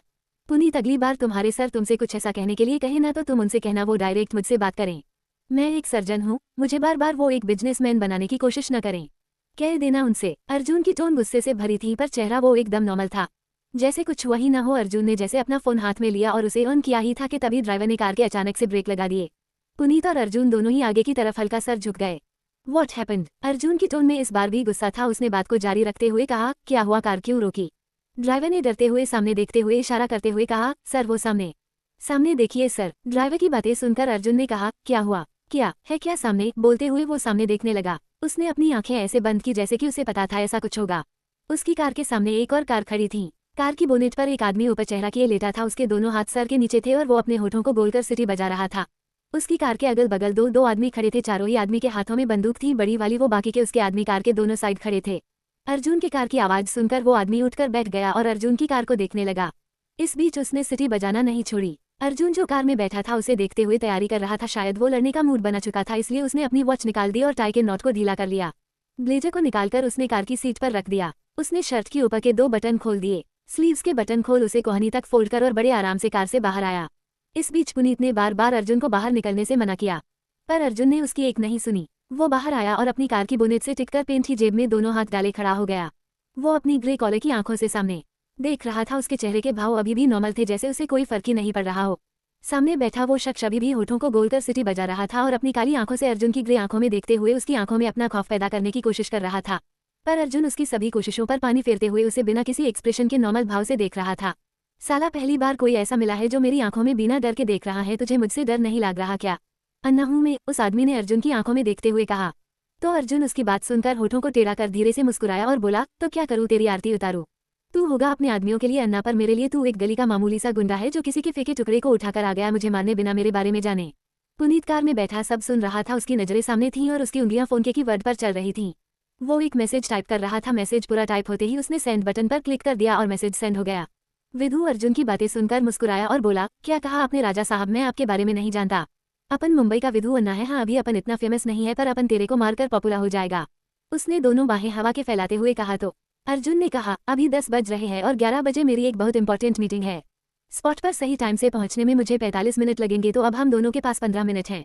इस 15 मिनट में या तो तू मुझे मार दे या मैं तुझे मारकर मीटिंग अटेंड कर लेता हूँ। विधु अन्ना अर्जुन की बात सुनकर मुस्कुराया और बोनेट पर खड़ा हो गया। फिर वो अर्जुन को देखते हुए ही उछलकर नीचे आया और स्टाइल मारते हुए बोला, अपन को चैलेंजेस बहुत पसंद हैं और तू अपन को चैलेंज कर रहा है। I like you. अर्जुन उसकी बातें सुनकर धीरे से हंसा और फिर कहा, दुश्मन को पसंद करेगा तो मारेगा कैसे? अर्जुन की बातों पर विधु अन्ना ने कहा, इन्हीं हाथों से तू चिंता मत कर, अपन ही तेरे को चिता पर लिटाएगा। ऑलरेडी 5 मिनट वेस्ट कर दिए तूने, अब सिर्फ 10 मिनट बचे हैं। अर्जुन की बात सुनकर उसने अपने पंटरों को इशारा किया तो उसके 2 पंटर उसके इशारे पर अर्जुन को मारने के लिए आगे बढ़े। पुनीत ने डरते हुए ड्राइवर से कहा, क्या इन लोगों को अपनी जान नहीं प्यारी जो राक्षस से पंगा ले रहे हैं? अरे कोई इन बेवकूओं को समझाओ जाकर, मौत से खेलते नहीं है। ड्राइवर ने उसकी बातों पर कहा, अरे रहने दो ना सर, अगर इनके पास समझने की समझ होती तो वो सर से पंगा थोड़ी लेते। ड्राइवर की बातों पर पुनीत ने कहा, कह तो तुम सही रहे हूँ, अब सोए हुए शेर को जगाया है तो इन्हें खुद ही निपटने दो। पुनीत अब रिलैक्स होकर बैठा था। बाहर जैसे ही विधु के पंटर ने अर्जुन को मारने के लिए हाथ उठाया, अर्जुन ने उसका हाथ हवा में ही रोक दिया। तभी दूसरा आदमी भी उसे मारने के लिए आगे बढ़ा तो अर्जुन ने उसे एक लात मारी और वो दूर जा गिरा। अर्जुन ने उसके हाथ को मोड़कर तोड़ दिया और उसने फिर उसके घुटने पर लात मारी तो उसकी घुटने की हड्डी क्रैक करके टूट गई। ऐसे ही अर्जुन ने एक एक कर विधु के सारे पंटर को मार गिराया। उसने उनके लाए हथियार से ही उन्हें खूब मारा। विधु जो अपने मुंह मियां मिट्ठू पहले ही बन चुका था, वो अर्जुन को फाइट करते देख हैरान था। उसने सोचा नहीं था कि अर्जुन अकेले ही उसके आदमियों को धूल चटा देगा। विधु ने सामने खड़े होकर अर्जुन से कहा, ये तो ट्रेलर था, सोच रहा हूँ पिक्चर तेरे साथ बनाऊं, पर अभी मूड नहीं है। जिसने भी तुझे मेरे पास भेजा है उससे कहना अगली बार मर्द को भेजें। अर्जुन अपनी बात पूरी कर मुड़ा तो विधु ने उसकी कॉलर पकड़ ली। उसके ऐसा करते ही अर्जुन का माथा ठनका और उसने उसके हाथ को पकड़ उसे पीछे से आगे उछालते हुए पटक दिया। विधु ने एक हाथ अपना कमर पर रख लिया और दर्द में करहाने लगा। इतने में समझ आया कि थोड़ा और समझाऊं, अर्जुन ने उसे देखते हुए कहा। विधु ने उठकर जाते हुए कहा, मैं वापस आऊंगा। हाँ, तुझे जिंदा वापस आने के लिए ही छोड़ा है, पर मेरा मैसेज जरूर पहुंचा देना अपने बाप तक। उद्धरण चिन्ह। अगली सुबह जहां भारत में सुबह थी तो वहीं ऑस्ट्रेलिया में रात हो रही थी। कियान तीनों के साथ रुद्राक्ष की पार्टी में एंटर हो गया था। कियान के उसकी पार्टी में शामिल होते ही रुद्राक्ष को कियान के आने की खबर मिल गई थी। वो मिरर के सामने खड़ा था और अपने अक्ष को मिरर में देखते हुए बोला, Kiaan after a long time we will in front of each other. उसके होठों पर जहरीली मुस्कान थी। इधर कियान पार्टी में अपने दोनों बेटों और रेहान के साथ एक कोने में था। रेहान ने पूरी पार्टी और रुद्राक्ष के विला को देखते हुए कहा, साले ने राघव के बाद काफी अच्छे से मेंटेन कर रखा सब कुछ। फिर कुछ सोचते हुए फिर से बोला, साले ने हमें इनवाइट करके हमें मारने का प्लान तो नहीं बनाया? उद्धरण चिन्ह। वो ऐसा नहीं करेगा, कियान ने कोल्ड वॉइस में कहा। अच्छा, तुझे कैसे पता? रेहान ने पूछा। इस बार वो हमें इतनी आसानी से नहीं मारेगा। वो हमें तड़पता हुआ देखना चाहता है, इसलिए वो ऐसी चाल चलेगा कि हमें कमजोर कर सके। वो हमारी कमजोरी को अपना हथियार बनाएगा। कियान की बातों पर रेहान ने कहा, हमारी कमजोरी तो हमारी फैमिली है और वो इंडिया में है। एक सेकंड, क्या वो हमें यहाँ बुलाकर उन पर अटैक करने की सोच रहा है? रेहान की बातें सुनकर कियान कुछ कहता कि उससे पहले विवान ने कहा, नहीं अंकल, उसने जरूर कुछ बड़ा प्लान किया है, कुछ ऐसा जो हमारी सोच से परे है। रेहान ने बात पूरी करते हुए कहा, पर इसके हाथ ऐसा भी क्या लगा गया जो इसने अपनी मौत को ही दावत पर बुला लिया? रेहान ने फ्रस्ट्रेटेड होते हुए कहा। तभी एक अनाउंसमेंट हुई और सबका ध्यान उस ओर गया। Ladies and gentleman, please welcome mister Rudraksh Raichand Rao. नाम लेते ही रुद्राक्ष सबके बीच आया। जिस तरह सबकी नजरें रुद्राक्ष पर थी तो वही रुद्राक्ष और कियान एक दूसरे कर देख रहे थे। आखिर हमारा इतने सालों बाद सामना हो ही गया, रुद्राक्ष ने आंखों से ही कहा। होता कैसे नहीं, पुराना हिसाब भी तो चुकता करना था, कियान ने भी नजरों से ही कहा। सही कहा, पुराना हिसाब इस बार चुकता होकर रहेगा, रुद्राक्ष ने आंखों ही आंखों में कहा। तो कियान ने उसकी सवालिया नजरों के जवाब में कहा, हाँ, तुझे हर उस लम्हे की कीमत चुकानी होगी जो तूने हमारी जिंदगी से चुराया है। देखते हैं कौन जीतता है इस बार। एक और सवाल रुद्राक्ष की तरफ से आया। Let's see the game start now, Kiaan ने कहा। वो दोनों आंखों ही आंखों में बात कर रहे थे और एक दूसरे के ऊपर आंखों से ही कहर बरसा रहे थे। विवान और रेहान दोनों ने आज पहली रुद्राक्ष को देखा था। रेहान रुद्राक्ष को देखते हुए दोनों से कहा, ये वही जिसकी वजह से तुम्हारा बचपन बर्बाद हुआ और तुम्हें अपने माँ बाप के साए के बिना बड़ा होना पड़ा। रेहान की बात सुनकर विवान और रेहान दोनों की ही मुट्ठी कस गई। वो कियान की तरह ही अपनी ठंडी नजरों से उस पर कहर बरसा रहे थे। उनका घायान तब टूटा जब रुद्राक्ष ने अनाउंसमेंट की। उसकी अनाउंसमेंट सुनकर सबने उसकी ओर देखा। रुद्राक्ष हाथ में माइक लिए बोला, ladies and gentleman, please meet my beautiful lovely gorgeous wife Shivani Rudraksh Raichand Rao. Please welcome, to be continue. तारांकन तारांकन तारांकन। कौन है जो अर्जुन की जान लेना चाहता है? किसने भेजा विधु अन्ना को अर्जुन की जान लेने के लिए? Don't forget like, share, comment. https://pocketnovel.onlink.me/ciso/o35095059 कियान दिल दिल दिल सुहानी। चैप्टर -276। कियान दिल दिल दिल सुहानी। क्या हमारा सबके बीच जाना जरूरी है? शिवानी ने रुद्राक्ष से कहा। तो रुद्राक्ष उसकी बातें सुनकर सोचते हुए खुद से बोला, अगर तुम सबके बीच नहीं जाओगी तो मैं वो नजारा कैसे देखूंगा जिसे देखने के लिए मैं कब से तड़प रहा हूँ। और तो मेरी इतनी मेहनत का फल मुझे आज मिलकर रहेगा। उद्धरण चिन्ह। रुद्राक्ष ने शिवानी की बातों का जवाब देते हुए कहा, जान ये पार्टी तुम्हारे लिए रखी गई है, अब तुम बिल्कुल ठीक हो गई तो मैं तुम्हें सबसे मिलवाना चाहता हूँ, सबको पता होना जरूरी है कि तुम मेरे पास वापस आ गई हो। उद्धरण चिन्ह। पर हम किसी को नहीं जानते। शिवानी की टोन में घबराहट थी और चेहरे पर नर्वसनेस। जान तुम किसी को नहीं जानती पर सब तुम्हें जानते हैं, ये पार्टी भी तो इसलिए रखी गई है तुम सबसे मिलो और पुरानी यादों को जी सको। रुद्राक्ष ने उसे फिर से समझाते हुए कहा और शिवानी का हाथ अपनी बाह पर रख दिया। क्या ये करना जरूरी है? शिवानी पूछा तो रुद्राक्ष ने कहा, हाँ बहुत जरूरी है। बोलते हुए उसने फिर शिवानी का हाथ जो उसने पीछे खींच लिया था उसे फिर से अपनी बाह पर रख लिया। इस बार शिवानी ने झिझकते हुए ही पर अपने दोनों हाथ से रुद्राक्ष की बाह पकड़ ली। वो दोनों एक साथ बाहर आए और सबके बीच जाकर रुद्राक्ष ने अनाउंसमेंट की, ladies and gentleman meet my beautiful lovely gorgeous wife. Rudraksh की अनाउंसमेंट सुनकर सबका ध्यान उसकी बगल खड़ी एलिगेंट लेडी पर था जिसकी उम्र करीब 48 साल थी, पर उसकी फिटनेस और गॉर्जियस लुक पर उम्र का परा नहीं था। वो देखने में 35 से 40 की लग रही थी। मस्टर्ड कॉलर की पेपर कॉटन की साड़ी में वो बहुत एलिगेंट लग रही थी। कियान का ध्यान उस ओर नहीं था और न ही विहान और विवान उस ओर देख रहे थे। रेहान भी उनसे बातें ही कर रहा था जब रुद्राक्ष ने अनाउंसमेंट की। अनाउंसमेंट सुनकर रेहान ने उधर मुंह करते हुए कहा, इसने क्या यहाँ हमें अपनी वाइफ से मिलने के लिए? उसकी आधी बात उसके गले में ही अटक गई। वाइन का ग्लास जो वो होठों तक ले आया था वो वही उसके होठों के पास आकर रुक गया। आंखें हैरत से फैल गई और होठों ने धीरे से एक नाम लिया, सुहानी, जिसे सुनकर कियान, विवान और विहान तीनों ने एक साथ पहले रेहान को देखा, फिर उसकी नजरों का पीछा करते हुए उस तरफ देखा। कुछ पल के लिए वहां सन्नाटा पसर गया। आंखों को वो मंजर दिखा जिसे देखने का उन्होंने ख्वाब में भी नहीं सोचा था। उस सन्नाटे को चिरते हुए कियान के दिल ने तेज रफ्तार से धड़कना शुरू कर दिया। उस चेहरे को देखकर बेचैनी को सुकून मिला तो वहीं वो नजारा आंखों में सुई की तरह भी चुभा। उस खूबसूरत चेहरे से होकर नजर जब खूबसूरत हाथों पर गई, जिसने पता नहीं किस हक से रुद्राक्ष के हाथ को दोनों हाथ से थामा हुआ था, उस बेमतलब के मंजर को देखकर कियान को ऐसा महसूस हुआ जैसे किसी ने उसके दिल को मुट्ठी में रखकर दबा दिया। मम्मा यू आर अलाइव, विहान ने एक टक सुहानी को देखते हुए कहा। विवान और कियान इस बात को जानते थे कि सुहानी जिंदा है और इस बात पर दोनों यकीन भी करते थे, पर विहान वो इस सच से बाकी सबकी तरह पूरी तरह से अनजान था। उस एक पल में न जाने कितनी ही भाव आ जा रहे थे। थोड़ी देर पहले जो वो चारों बातें कर रहे थे वो अब हकीकत बनकर उनके सामने था। रुद्राक्ष ने वाकई कियान की कमजोर को अपना हथियार बनाकर उस पर ही वार किया था, ऐसा वार जिससे इस बार कियान भी बच न सका। सुहानी के चेहरे की स्माइल और उसके भाव बता रहे थे कि वो एक बार फिर अपनी यादाश्त खो चुकी हैं और वो उसके प्यार को भुला चुकी हैं। कियान को ये सब समझने में देर नहीं लगी थी, वरना वो कभी भी रुद्राक्ष की बाह को इतने हक से न पकड़े होती। कियान के अंदर कुछ टूटा जिसकी आवाज सिर्फ वही सुन सकता था। उसके चेहरा अभी भी एक्सप्रेशनलेस था। वो बिना किसी भाव के उस मंजर को देख रहा था जो कांटे बनकर उसकी आंखों में चुभ रहे थे।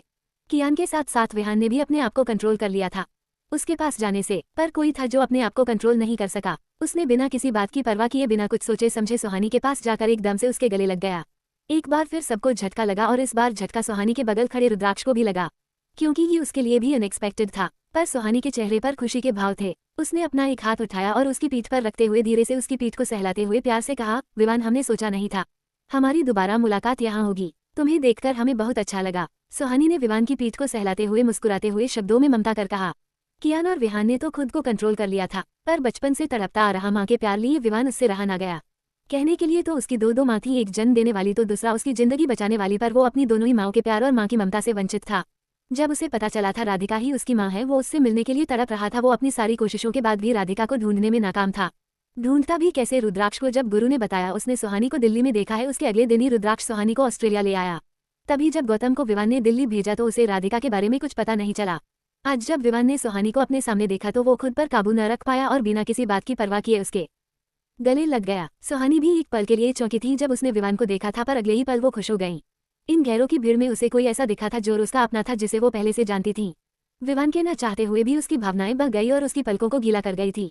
वो अभी भी उसके गले लगा हुआ था। उसने उसे कसकर लगाया हुआ था, मानो उसे डर हो कहीं कोई उसकी माँ को फिर से उससे अलग ना कर दे।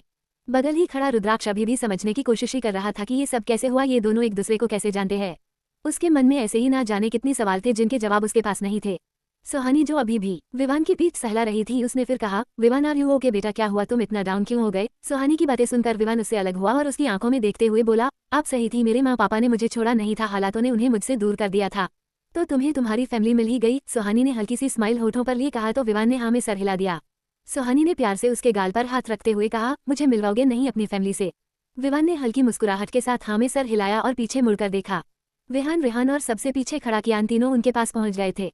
सुहानी ने जब विहान को देखा तो दोनों को देखकर बोली, तुम दोनों ट्विंस हो? विवान ने एक बार फिर हाँ में सर हिला दिया। विहान भी अब खुद को न रोकते हुए उसके गले लग गया। रेहान ने रुद्राक्ष को देखा जो कंफ्यूजन में सबको देख रहा था। उसे उसकी शक्ल देखकर हंसी आ रही थी। वो रुद्राक्ष के बगल आकर खड़ा हो गया और उसके कान में बोला, I like very much your surprise.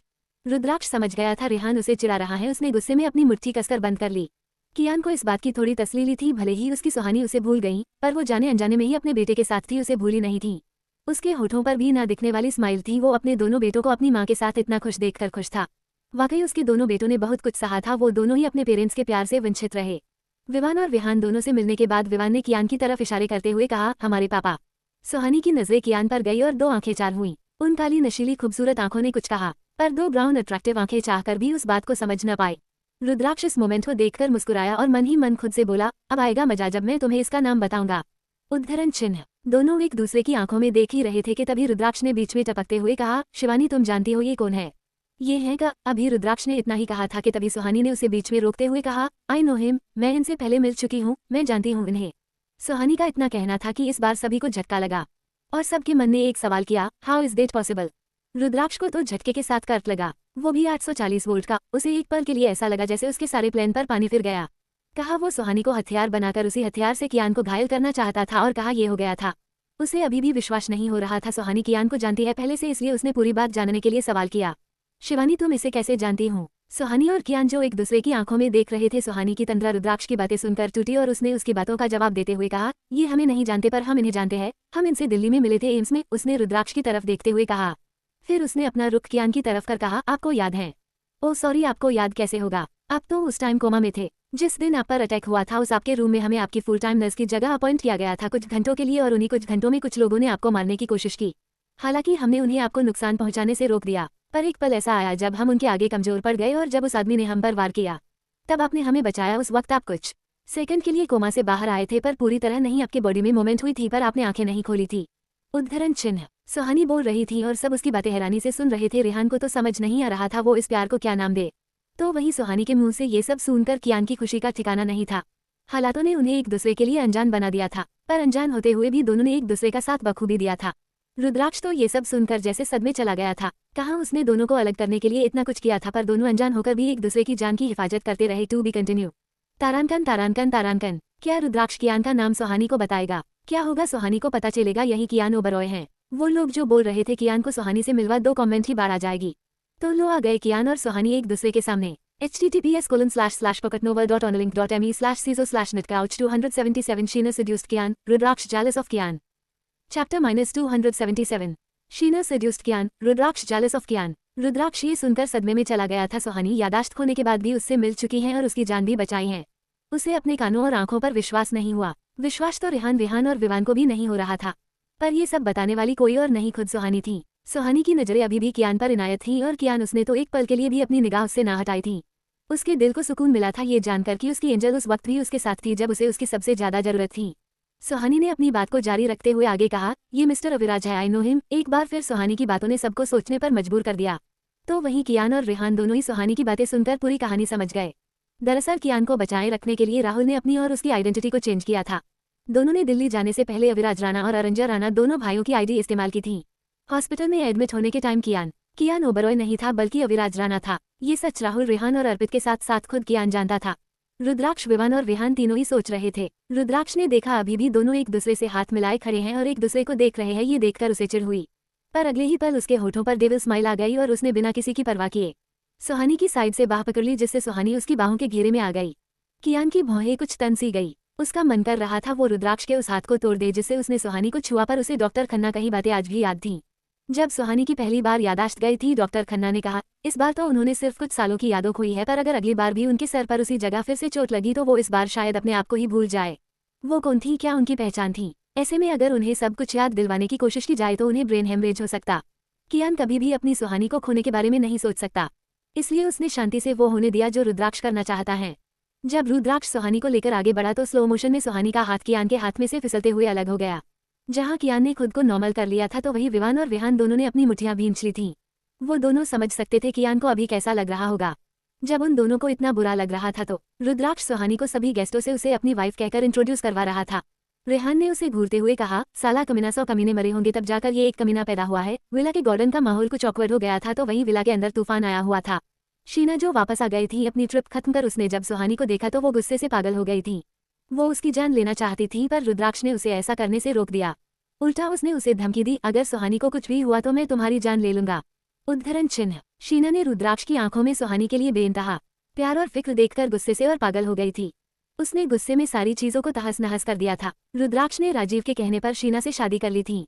उसने जो सच वीडियो के जरिए रुद्राक्ष तक पहुंचाया था, वीडियो में राजीव ने शीना राघवेंद्र की जिम्मेदारी रुद्राक्ष को सौंपी थी। रुद्राक्ष की शीना से शादी के बाद उसके 2 बेटे हुए, रुद्र और दक्ष। रुद्राक्ष ने राघव को भी एक पिता का प्यार दिया, पर राघव ने उसे कभी देव नहीं कहा, वो उसे अंकल ही कहता रहा। शादी के बाद शीना को पता चला रुद्राक्ष भी सुहानी से प्यार करता है, तो उसे सुहानी से और नफरत हो गई। उसका हर पल यही मन करता कि वो कब सुहानी को अपने हाथों से मारेगी। आज जब वापस आने के बाद उसने सुहानी को अपने घर में देखा तो वो किसी साइको की तरह चाकू लेकर उसे मारने गई, पर रुद्राक्ष ने उसे रोक दिया और उसे धमकी तक दे दी। शीना ने गुस्से में अपने दोनों हाथों से अपने बाल पकड़ लिए और वो गुस्से और फ्रस्ट्रेशन में बोली, क्यों सुहानी, क्यों? ऐसा क्या है तुम्हें जो सब तुम्हारे दीवाने हैं, सब तुमसे इतना प्यार करते हैं और मुझे किसी का प्यार नहीं मिला। मैं राघव और रुद्राक्ष की सिर्फ जरूरत बनकर रह गई। उसने गुस्से में वहीं रखे एक वाश को उठाकर पटक दिया। फिर उस टूटे हुए वाश को देखकर बोली, एक दिन सुहानी, एक दिन तेरे भी इसी तरह टुकड़े करूंगी। उद्धरण चिन्ह। तभी एक सर्वेंट वहां डरते हुए आए। शीना ने उसे घूरकर देखा तो उसे सर्वेंट ने डरते हुए उसे देखकर जल्दी जल्दी कहा, मैम वो पार्टी में कियान ओबरॉय भी आया है। कियान का नाम सुनकर शीना के चेहरे के भाव बदल गए। उसकी गुस्से से भरी आंखों में चमक आ गई। वो होठों को टेढ़ा कर धीरे से मुस्कुराए और कुछ ही देर में अपना हुलिया ठीक कर रेडी होकर आए। शीना ने ब्लैक कॉलर का बैकलेस गाउन पहना था जिसमें वो काफी ज्यादा एलिगेंट लग रही थी। वो पार्टी में एंटर हुई तो उसने अपनी खूबसूरती से काफी लोगों का ध्यान अपनी ओर खींच लिया। उसकी नजरें कियान को ढूंढ रही थीं। जैसे ही उसने कियान को देखा, उसने डेविल स्माइल दी। उसने उसकी नजरों का पीछा किया तो देखा वो रुद्राक्ष के साथ खड़ी सुहानी को ही देख रहा था। कितनी अजीब बात है ना सुहानी, तुम्हारी और मेरी, हम दोनों की ही जिंदगी में 3 आदमी आए, फिर तुम्हें ऐसा क्या था जो उन तीनों ही आदमियों ने तुमसे बिना मोहब्बत की और मैं उनके प्यार के लिए तरसती रह गई। उसके शब्दों में कड़वाहट थी, आंखों में गुस्सा था और होठों पर डेविल स्माइल। वो बेहद गुस्से से सुहानी को घूर रही थी, मानो उसे अपनी नजरों की आग से ही जलाकर राख कर देगी। एक बात शीना ने बिल्कुल सही कही थी। कियान, राघव और रुद्राक्ष, इन तीनों ने ही सुहानी से बहुत प्यार किया था, पर वो इन तीनों के प्यार के लिए तरस गई थी। कियान ने तो कभी उसे नजरें उठाकर देखा तक नहीं, जबकि शीना का पहला प्यार कियान ही था। राघव से शादी करने के बाद भी उसे राघव का प्यार नहीं मिला, क्योंकि उसके दिल में भी सुहानी ही थी। और रुद्राक्ष से शादी करने के बाद भी उसे रुद्राक्ष का प्यार नहीं मिला, उसके भी दिल में सुहानी ही थी। वो तो पहली मुलाकात में ही सुहानी से प्यार करने लगा था। शीना ने अपने कदम कियान की ओर बढ़ा दिए। जाते हुए उसने सामने से आ रहे वेटर के हाथ में पकड़ी ट्रे से एक वाइन का ग्लास उठा लिया और उसे होठों से लगाते हुए आगे बढ़ गई। कियान के पीछे खड़े होकर शीना ने मदहोशी भरी आवाज में कहा, तुम आज भी उसे ही देख रहे हो जब वो किसी और की बाहों में है। शीना की आवाज सुनकर कियान पीछे मुड़ा। वो सालों बाद शीना को देख रहा था। उसने उसकी बातों पर कुछ नहीं कहा, उसे तो उसकी हालत पर तरस आ रहा था। शीना ने एक कदम आगे बढ़ाया तो कियान ने एक कदम पीछे ले लिया। वो धीरे से मुस्कुराए और बोली, तुम्हारी इसी अदा पर तो मैं मरती हूँ। सबकी नजरें तुम पर तुम्हारी नजरें सिर्फ उस पर। तुम्हारे सब दीवाने हैं, पर तुम सिर्फ उसके। बोलने के साथ ही उसने अपना एक हाथ कियान की तरफ बढ़ाया और बोली, एक बार अपना हाथ मेरे हाथों में दे दो, प्रॉमिस तुम्हारा साथ कभी नहीं छोड़ूंगी। उद्धरण चिन्ह। उसकी बातों पर कियान को हंसी आई, पर वो हंसा नहीं। उसने शीना की बातों पर कहा, तुम्हारा पति वहाँ किसी और के साथ है और तुम यहाँ मेरा साथ निभाने की बात कर रही हूँ, तो तुम्हारी पत्नी भी तो उसके साथ है, फिर मैं क्यों नहीं तुम्हारे साथ हो सकती? शीना ने कियान की काली नशीली आंखों में देखते हुए कहा। तो उसकी बातों पर कियान ने कहा, अगर उसे सब याद होता तो वो वहाँ कभी नहीं होती। उद्धरण चिन्ह। कियान की बात सुनकर शीना ने उसे समझाते हुए कहा, ये तो अच्छा है ना, वो तुम्हें भूल गई है तो तुम भी भूल जाओ उसे। सुहानी को रुद्राक्ष के साथ अपनी जिंदगी जीने दो, हम दोनों भी अपनी एक अलग दुनिया बना लेते हैं। शीना, जो कियान के प्यार में आज भी पहले की तरह ही पागल थी, उसे अंदाजा भी नहीं था कि वो क्या बोले जा रही हैं। कियान उसकी बातें सुनकर होठों को टेढ़ा धीरे से मुस्कुराया और बोला, वो मुझे भूल जाए पर मैं उसे कभी भूल जाऊं, ऐसा हो नहीं सकता। उसकी जगह मेरी जिंदगी कभी कोई नहीं ले सकता। कियान बात पूरी कर दूसरी तरफ चला गया तो वही शीना को एक बार फिर कियान की तरफ से रिजेक्शन मिला था। उसने अपनी मुट्ठी को भींच लिया। रेहान विवान और विहान को शीना के बारे में बता रहा था, क्योंकि दोनों ने शीना को कियान से बात करते, उसके नजदीक आते, उसे सिड्यूस करने वाली कोशिश करते हुए देख लिया था। रेहान ने वाइन की शिप लेकर कहा, तुम्हारा डेविल डेड की एक और दीवानी बहुत कोशिश की थी इसने कियान से शादी करने की। विहान ने रेहान की बातों पर कहा, एक और मतलब? तो उसकी बातों का जवाब देते हुए रेहान ने कहा, हाँ, इससे पहले एक और थी, वो इससे कहीं ज्यादा पागल थी। उसने तो अपनी सर्जरी करवाकर तुम्हारी माँ का चेहरा तक ले लिया था, पर फिर भी तुम्हारे राक्षस बाप ने उसे पहचान लिया था कि वो तुम्हारी माँ नहीं कोई और है। रेहान की बातों से दोनों ही समझ गए थे, उनके डेड के बहुत चाहने वाले थे। दोनों ने नजरें घुमाकर सुहानी को प्राउडली देखा। उन्हें गर्व था अपने आप पर कि सुहानी उनकी माँ है, पर दोनों को ही बहुत गुस्सा आ रहा था रुद्राक्ष को उसके साथ देखकर। रुद्राक्ष जानबूझकर सुहानी के बगल उसके कंधे पर हाथ रखे खड़ा था। कियान ने सुहानी की वजह से खुद को कंट्रोल कर रखा था। वो वहाँ कोई सीन क्रिएट नहीं करना चाहता था, पर विवान और विहान के दिमाग में तो कुछ और ही चल रहा था। वो आदमी जो न जाने के शक से उनकी माँ के कंधे पर हाथ रखे खड़ा था, उनका मन कर रहा था वो उसके हाथ को ही तोड़ दे। दोनों ने एक दूसरे को देखा और अपने होठों को टेढ़ा कर धीरे से मुस्कुराए। शायद उनके दिमाग में कुछ खुराफात चल रही थी। दोनों ने अपने कदम बढ़ा दिए। वो रुद्राक्ष के पास जाकर उनसे कुछ दूरी पर खड़े हो गए। एक वेटर उन्हीं की तरफ आ रहा था। उसके हाथ में ट्रे थी जिसमें 5 से 6 वाइन के भरे हुए ग्लास थे। विवान ने जानबूझकर अपना एक पैर आगे कर दिया। वेटर उसके पैर से टकरा कर गिरने लगा। इसके साथ ही ट्रे में रखे सारे ग्लास और उसकी वाइन रुद्राक्ष के ऊपर गिर गई। To be continue. तारांकन तारांकन तारांकन। क्या होगा अब रुद्राक्ष रिएक्शन? क्या शीना एक बार फिर कियान को पाने की कोशिश करेगी? क्या कियान सोहानी को रुद्राक्ष की पहुंच से दूर ले जा पाएगा? आगे क्या होगा जानने के लिए पढ़ते रहिए my dangerous lover. Don't forget like, share, comment. https://pocketnovel.onelink.me/ciso/@0gmpch278 Vivan and Vihan Rock, Rudra and Daksh shocked. Chapter -278. Vivaan and Vihaan rock, Rudra and Daksh shocked. Rudraksh चौंक उठा। वो सोहानी को छोड़ उससे अलग हो गया। विवान ये देखकर धीरे से मुस्कुराया। रुद्राक्ष ने गुस्से से उस वेटर को देखा जो सर झुकाए बार बार सॉरी बोल रहा था। एक और वेटर जो दूसरी तरफ से विहान के इशारे करने पर उसके पास ही आ रहा था। उसके नजदीक आते ही विहान ने भी एक पैर आगे कर उसे गिरा दिया और उसकी ट्रे में भी रखे सारे ग्लास रुद्राक्ष के ऊपर गिर गए। रुद्राक्ष पूरी तरह वाइन से नहा गया था। उसने दोनों वेटर को खा जाने वाली नजरों से देखा। विवान और विहान दोनों ही हल्की मध्यम हंसी से हंस रहे थे। दूर खड़ा कियान उसने जब अपने दोनों बेटों की शरारत देखी तो वो भी खुद को स्माइल करने से रोक नहीं पाया। उसने कभी अपने बच्चों को शरारत करते नहीं देखा था, पर आज दोनों को देखकर वो उनके बचपन को इमेजिनेशन करने से खुद को रोक नहीं पाया। रेहान भी स्माइल करते हुए बोला, तेरे ये दोनों बेटों ने तो अच्छा सबक सिखाया इस रुद्राक्ष को। रुद्राक्ष उन वेटर को डांट रहा था। सोहानी ने उसे गुस्सा करते देखकर कहा, आप क्यों इन पर इतना गुस्सा कर रहे हैं? वो बोल रहे हैं ना उनसे गलती से हुआ, माफी मांग रहे हैं वो आपसे, आप जाकर चेंज कर लीजिए। उद्धरण चिन्ह। रुद्राक्ष। सोहानी की बात सुनकर कुछ नॉर्मल हुआ। उसने सोहानी को देखते हुए कहा, मैं 10 मिनट में आता हूँ। सोहानी ने ओके कहा। रुद्राक्ष फिर से एक नज़र दोनों वेटर को घूर कर चला गया। जब वो अंदर जा रहा था तो रुद्र और दक्ष बाहर गार्डन में ही आ रहे थे। रुद्राक्ष दोनों को देखकर बोला, उस पर नजर रखो कियान या उसके बेटे, उन्हें उसके आसपास भी मत आने देना। दोनों ने हाँ में सर हिला दिया। रुद्राक्ष के जाने के बाद सोहानी ने विवान और विहान को देखा। उसके कदम अपने आप ही उनकी तरफ बढ़ गए। सोहानी ने दोनों के पास आकर कहा, तुम दोनों ऐसे क्यों खड़े हो? क्या तुम दोनों यहाँ बोर हो रहे हो? विवान ने एकदम से कहा, नहीं माँ। बोलते हुए वो रुक गया, फिर अपनी बात को संभालते हुए बोला, हाँ थोड़ा सा, हम यहाँ किसी को जानते नहीं है ना। उसके साथ ही विहान बोला, क्या आप हमें कंपनी देंगी? सोहानी ने दोनों की बातें सुनकर कहा, तुम दोनों की तरह ही मैं भी किसी को नहीं जानती। उद्धरण चिन्ह। वो दोनों सोहानी से बातें करते हुए उसे पार्टी से निकालकर दूसरी तरफ ले आए। वह लोग नहीं थे, वो तीनों ही थे। सोहानी उनके आगे आगे चल रही थी और वो दोनों उसके पीछे पीछे। जब कुछ देर तक दोनों की आवाज नहीं आई तो उसने पलटकर देखा, पीछे कोई नहीं था। सोहानी ने यहाँ वहाँ देखते हुए कहा, अभी तो यही थे, दोनों कहाँ चले गए? उद्धरण चिन्ह। वो उन्हें ढूंढने लगी। तभी उसकी साड़ी की प्लेटों में उसका पैर उलझ गया और वो गिरने लगी। तभी किसी ने हाथ आगे बढ़ा दिया। सोहानी ने उसका हाथ थामकर उसके सहारे से खड़ी हुई। उसने थैंक्स कहते हुए ऊपर देखा तो उसकी मुंह की आवाज उसके गले में ही अटक गई।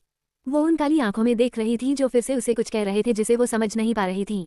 कुछ देर तक कियान की आंखों में देखते रहने के बाद उसने अपनी नजरें फेरते हुए कहा, मिस्टर अविराज आप यहाँ क्या कर रहे हैं? पार्टी तो उस तरफ चल रही है। उद्धरण चिन्ह। कियान ने हल्की स्माइल के साथ कहा, मैं विवान को ढूंढ रहा था। सोहानी ने उसकी बातों पर कहा, हाँ वो दोनों अभी यही थे, हमारे साथ ही, पता नहीं कहाँ चले गए। उद्धरण चिन्ह। सोहानी ने उसकी तरफ देखते हुए कहा, आप अपनी वाइफ को अपने साथ नहीं लाए? सोहानी की बातों पर कियान ने उसकी तरफ देखते हुए कहा, किसने कहा मेरी वाइफ मेरे साथ नहीं आई? वो हर पल हर समय मेरे साथ ही है, अभी भी वो मेरे सामने है। कियान की बात सुनकर सोहानी चौंक गई। वो उसकी आंखों में देखने लगी। उसे कुछ अलग एहसास हो रहा था। उसने अपनी नजरें फिर से फेर ली। सोहानी ने कियान की बातों पर सोचते हुए मन ही मन खुद से कहा, कितना प्यार करते हैं ये अपनी वाइफ से, उनके इस दुनिया में न होते हुए भी उन्हें ये हर समय अपने पास महसूस करते हैं। वो ये सब सोचते हुए धीरे से मुस्कुराए। कियान की बातों से उसे लगा कि उसकी वाइफ अब इस दुनिया में नहीं है। रुद्र और दक्ष रुद्राक्ष के कहे अनुसार सोहानी को ढूंढने लगे थे, पर वो उन्हें पार्टी में दिख नहीं रही थी। दोनों को जब सोहानी कहीं नहीं दिखी तो दोनों सोहानी को ढूंढते हुए गार्डन के दूसरी तरफ जाने लगे। पर तभी विवान और विहान दोनों दीवार बनकर उनका रास्ता रोके उनके सामने खड़े हो गए। एक बार फिर चारों का सामना हुआ था। रुद्र ने तंज कसते हुए कहा, गेस्ट बनकर आए हो तो गेस्ट की तरह रहो, कहीं ऐसा न हो आए हो दो पैरों पर जाओगे कंधे पर। तभी दक्ष भी बोला, क्या भाई भूल गए? ये तो लास्ट टाइम भी अपने बाप के कंधे पर गए थे, चलने लायक हालत में हमने छोड़ा कहा था इन्हें। दोनों अपनी बातों पर हंसने लगे। विहान ने रुद्र की आंखों में देखते हुए कहा, हिम्मत है तो सामने से लड़, इंजेक्शन देकर ड्रग्स देकर ऐसी चिप हरकत तो मत कर। तेरी उस हरकत को देखकर लगा नहीं कि तू बिना धोखे के हमारा सामना भी कर सकता है। विहान की बातें सुनकर रुद्र उसके कॉलर पकड़ने को हुआ तो विवान ने उसका हाथ पकड़ उसे बीच में ही रोकते हुए कहा, अपने हाथ को संभाल कर रख, कहीं ऐसा ना हो एक ही हाथ से दोनों काम करने पड़े। अगर आज पार्टी नहीं होती ना तो तुझे यही बताता। रुद्र ने गुस्से से दांत पिसते हुए कहा। तो विवान ने उसकी बातों पर कहा, अगर तुझे अपनी हड्डियां तुड़वाने का इतना ही शौक है तो बुला लेना any time anywhere, we are ready. तभी दक्ष बीच में बोला, वो तो एक दिन होगा ही, तुम दोनों तब तक सेफ हो जब तक हमारे भाई यहाँ नहीं है। दक्ष की बात को बीच में ही काटते हुए विहान ने कहा, तो तू राघवेंद्र की बात कर रहा है जो पिछले कुछ सालों से छुप कर बैठा है? अगर उसमें इतनी हिम्मत होती तो यहाँ आकर हमारा सामना करता, ना कि छुपता फिरता। विहान की बातें रुद्र को गुस्सा दिला गई और उसने अग्रेसिव होते हुए कहा, अगर तूने भाई के बारे में कुछ भी कहा ना तो तेरा मुंह यहीं तोड़ दूंगा। विवान उसकी बातें सुनकर हंसा और हंसते हुए बोला, तेरी बातों से न तू अभी भी स्कूल का एक पुअर चाइल्ड लग रहा है जो क्लास के कुछ बच्चों से पीटने के बाद अपने भाई और पापा को बुलाने की धमकी देता है। उद्धरण चिन्ह। विवान की बात सुनकर विहान भी हंसने लगा, पर वो दोनों ही बुरी तरह चीड़ गए थे। वो अभी आगे और बहस करते उससे पहले ही रेहान वहां आ गया और उनके बीच आते हुए बोला, अरे अरे क्या कर रहे हो, तुम्हारे लड़ने के लिए 364 दिन कम है क्या? कम से कम एक दिन तो पार्टी में एंजॉय करो। उद्धरण चिन्ह। फिर उसने रुद्र और दक्ष की तरफ देखकर कहा, अरे बेटा तुम दोनों तो अभी अभी अंडे से बाहर निकले हो, पहले खा पीकर थोड़े बड़े तो हो जाओ, फिर लड़ने मारने की बात करना। रेहान की बात सुनकर विवान और विहान एक बार फिर मुस्कुरा दिए तो वहीं वो दोनों फिर से चिढ़ गए। रुद्र ने गुस्से में दांत पीसते हुए कहा, हमारे सामने से हटो। विहान ने कहा, तेरे गार्डन का ये हिस्सा मुझे बहुत पसंद आया तो मैं यहाँ से कहीं नहीं जा रहा, मैं अब यहीं रहूंगा। उद्धरण चिन्ह। तभी विवान ने कहा, अभी तूने ही तो कहा हम तेरे गेस्ट हैं, तो अब थोड़ी मेहमान नवाजी कर हमारी, हमें यहाँ पर कुछ देर अकेले रहना है तो तू कहीं और जाकर भौंक। रेहान दोनों को ऐसे उन दोनों को छेड़ते देखकर मन ही मन खूब हंसा। रुद्र और दक्ष दोनों ही चिढ़कर पैर पटकते हुए दूसरी तरफ चले गए। उनके जाने के बाद रेहान ने कहा, मेरा साला और तुम्हारे डेड कहाँ है? विवान ने इशारे कर कहा, वो वहाँ माँ के साथ है। विहान की बातों पर रेहान ने कहा, अच्छा तो इसलिए तुम दोनों यहाँ गार्ड की नौकरी कर रहे हो ताकि कोई उन्हें डिस्टर्ब न कर सके। उद्धरण चिन्ह। विवान और विहान दोनों ही रेहान की बातों पर धीरे से मुस्कुरा दिए। To be continue. तारांकन तारांकन तारांकन। क्या कियान के साथ टाइम स्पेंड करने से सुहानी को कुछ याद आएगा? क्या होगा जब रुद्राक्ष दोनों को एक साथ देखेगा? Don't forget like, share, comments. https://pocketnovel.onelink.me/c/c5x03 feelings. I want to marriage with her. Chapter 279 feelings. I want to marriage with her. Paris में आज राघव किया के घर आया हुआ था डिनर के लिए। श्रवण और कियारा राघव को देखकर कुछ शौक से गए। उनकी हैरत थोड़ी और बड़ी जब किया ने राघव को अपना दोस्त बताया। राघव किया के साथ गार्डन में टहल रहा था। कियारा डाइनिंग टेबल पर सबके लिए डिनर लगा रही थी। तभी श्रवण ने उसकी हेल्प करते हुए कहा, तुम कुछ परेशान सी लग रही हो। कियारा ने श्रवण की बातों पर कहा, परेशानी की बात तो है ही, अपने देखा ने राघव कितना बड़ा है हमारी किया से। हमारी किया तो अभी सिर्फ 19 साल की ही है, उसके पूरे 20 साल की होने में 3 महीने बाकी हैं और राघव वो तो कम से कम 30 साल का है। श्रवण कियारा की परेशानी समझते हुए बोला, तुम इतना क्यों सोच रही हो, वो दोनों सिर्फ फ्रेंड्स है। रियली श्रवण, आपको ऐसा लगता है कि वो सिर्फ फ्रेंड्स हैं? आपने देखा नहीं क्या वो किया को कैसे देख रहा था? मुझे तो लगता है वो उसे पसंद करता है और आज वो हमसे यहाँ मिलने नहीं आया, जरूर कुछ और बात करने आया है। कियारा ने जो नोटिस किया वो सब समझाते हुए उसने श्रवण से कहा तो श्रवण ने उसे शांत करते हुए कहा, तुम ज्यादा सोच रही हो, मुझे तो नहीं लगता कि प्रिंसेस उसे पसंद करती है। उद्धरण चिन्ह। कियारा ने फिर कहा, ये सब हमें नहीं पता, पर आप खुद सोचे ना, वो ना उसके कॉलेज का प्रोफेसर है ना ही हमारी किया कोई पार्ट टाइम जॉब करती है, फिर ये दोनों एक दूसरे के दोस्त कैसे बन गए? थोड़ा सोचे इस बारे में आप। श्रवण ने कियारा की बातों पर सोचते हुए खुद से कहा, बात तो सही है कियारा की, कहीं राघव सच में तो किया को पसंद नहीं करता। गार्डन में राघव ने टहलते हुए किया से कहा, अगर तुम्हारे पेरेंट्स नहीं माने तो? राघव की बात पर किया ने तपाक से कहा, तो हमारी शादी कैंसिल। ये बोलते हुए उसके चेहरे पर खुशी झलक दिख रही थी। तो वहीं राघव गुस्से से भर गया था। उसने रुड टोन में कहा, तो क्या तुम मुझसे शादी नहीं करोगी? किया ने फिर से उसी अंदाज में कहा, करूंगी ना, अगर दादा और मम्मा मान जाएंगे तो।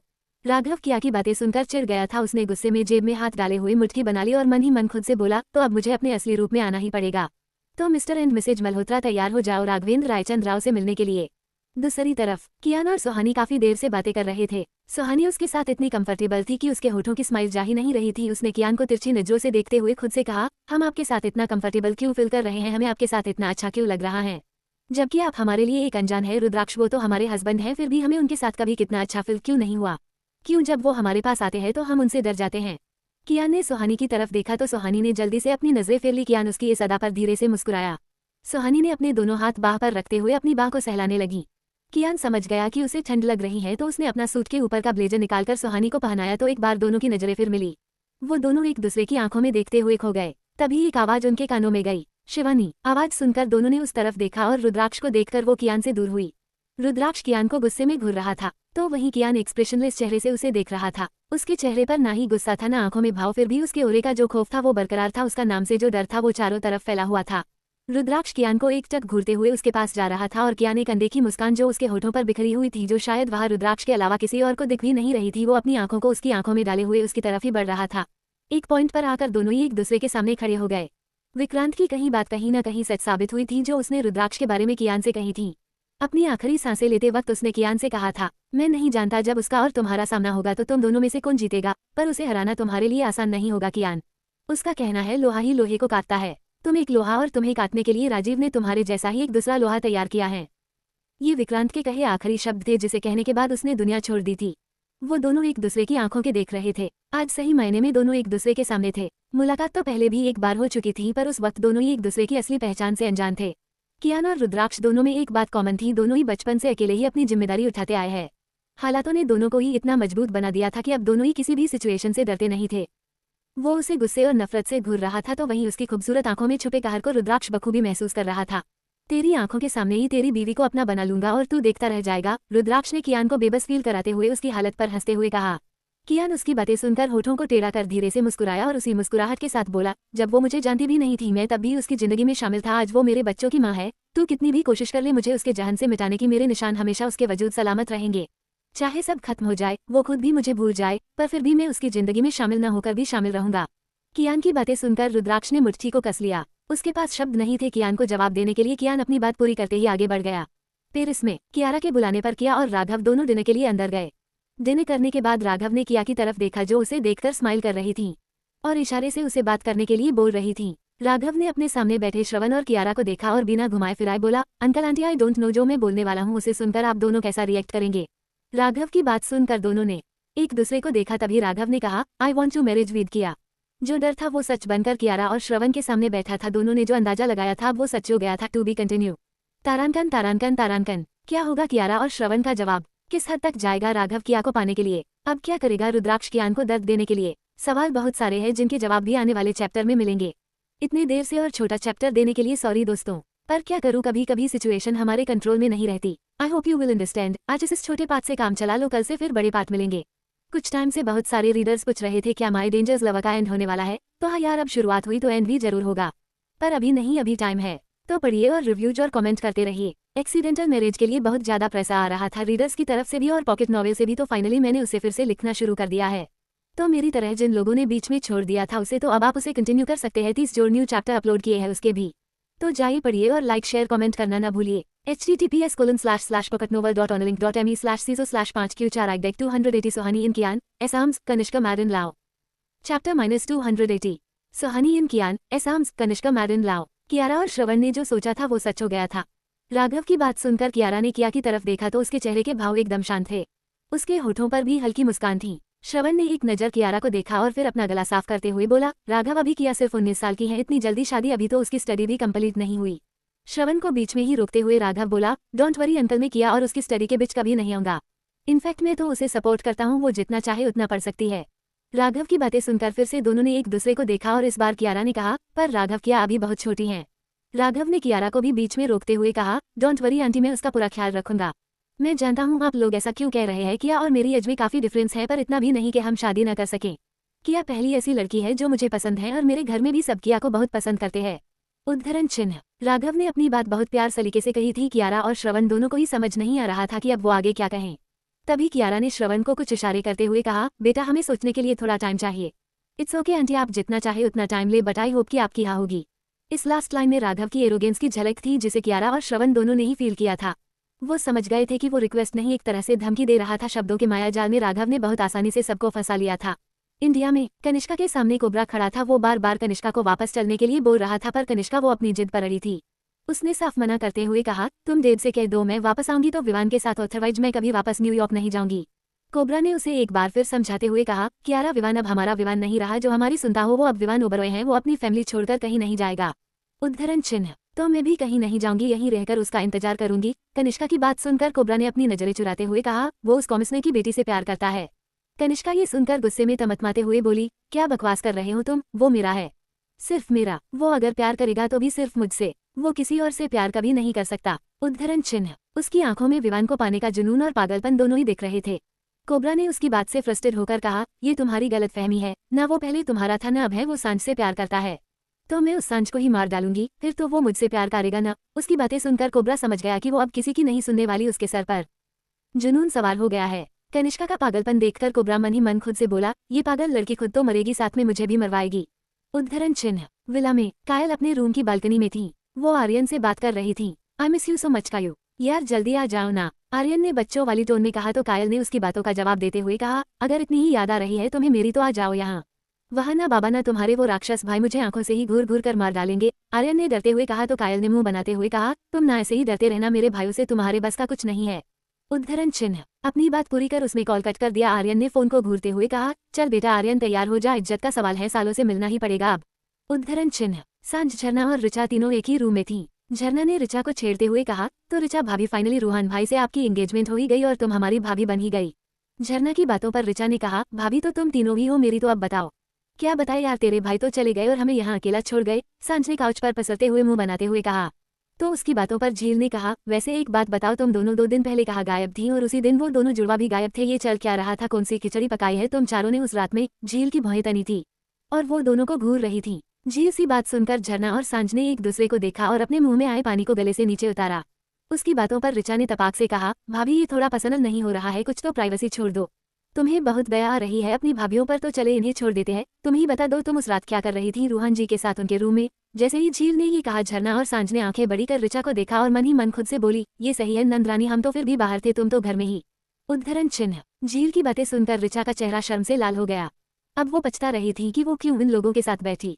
उसे देखकर बाकी तीनों हंस पड़ी। ऑस्ट्रेलिया में रुद्राक्ष ने पार्टी में लाइव कॉन्सर्ट रखा था जिसमें 2 इंडियन सिंगर्स को उसने लाइव परफॉर्म करने के लिए बुलाया था।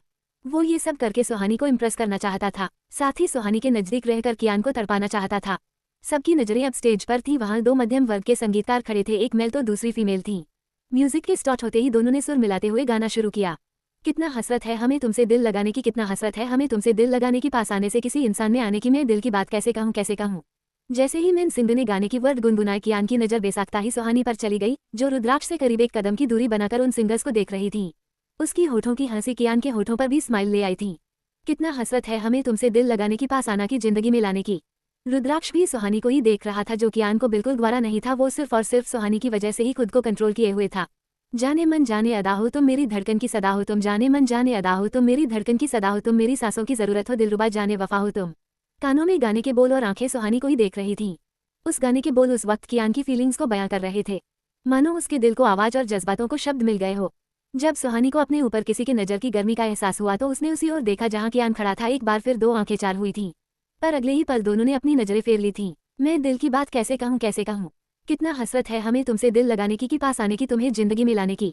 वो गाना ही ऐसा था कि कोई भी खुद को रोक नहीं पाया और सभी अपने पार्टनर्स के साथ कदम से कदम मिलाकर एक दूसरे में खोकर एक दूसरे की बाहों में बाहें डाले स्लो मोशन में डांस कर रहे थे। रुद्राक्ष ने भी सुहानी का हाथ पकड़ उसे सबके बीच ले आया और उसके साथ डांस करते हुए उसने निगाह कियान पर डाली, जिसके हाथों की मुट्ठी कस गई थी। उसने कियान के हाथ की मुट्ठी बंधे देखकर खुद से कहा, तुझे इसी दर्द में तो देखना चाहता था मैं, अब जाकर कहीं मेरे दिल को सुकून मिला है। काउंटर के पास दूर खड़ी शीना सारा तमाशा देख रही थी। रुद्राक्ष के इस अंदाज पर वो भी तंज भरी मुस्कान अपने होठों पर ले आई। कितना हसरत है हमें तुमसे दिल लगाने की, पास आने से किसी इंसान में आने की, मैं दिल की बात कैसे कहूँ कैसे कहूँ। देखा तो विवान और विहान से भी नहीं जा रहा था, भला उनके डेट के सामने कोई और उनकी मोम के साथ कैसे डांस कर सकता था। तभी रेहान ने पीछे से कहा, अब दोनों देख क्या रहे हो, इससे पहले तुम्हारा बाप ज्वालामुखी बनकर फट पड़े और सबको जला दे।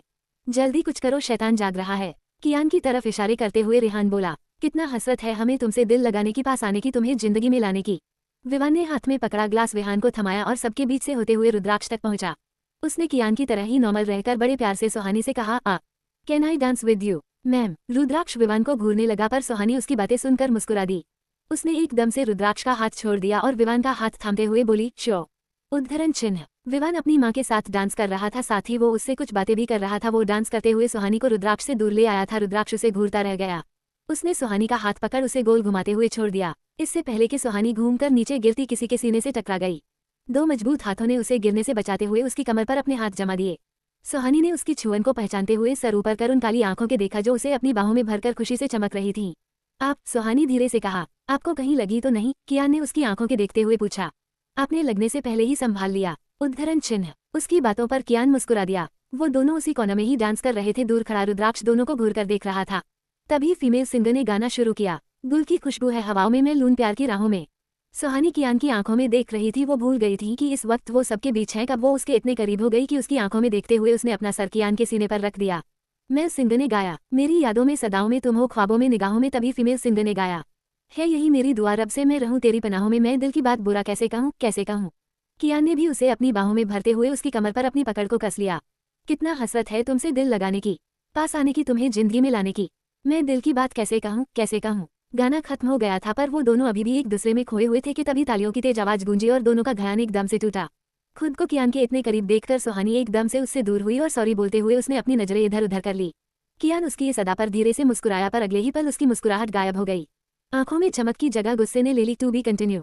तारानकन तारानकन तारानकन। कैसे कियान रुद्राक्ष को सुहानी से दूर रख पाएगा? नफरत और बदले की इस जंग में कियान को हट करने के लिए रुद्राक्ष के साथ तक जाएगा? क्या श्रवण और कियारा राघव और किया को शादी के लिए मानेंगे? कल के कमेंट्स बहुत अच्छे थे। कुछ रीडर्स के कमेंट अलग ही हाईलाइट होते हैं, उनके कमेंट्स पढ़कर अच्छा लगता है, फील होता है चलो कुछ तो ऐसा लिखा है जो दिल को छू सकता है। थैंक्स सो मच अब तक साथ दिया है, आगे भी ऐसे ही साथ देते रहना। आज का चैप्टर कैसा लगा कमेंट करके बताइए। https://pocketnovel.onlink.me/ciso/lv8zapo7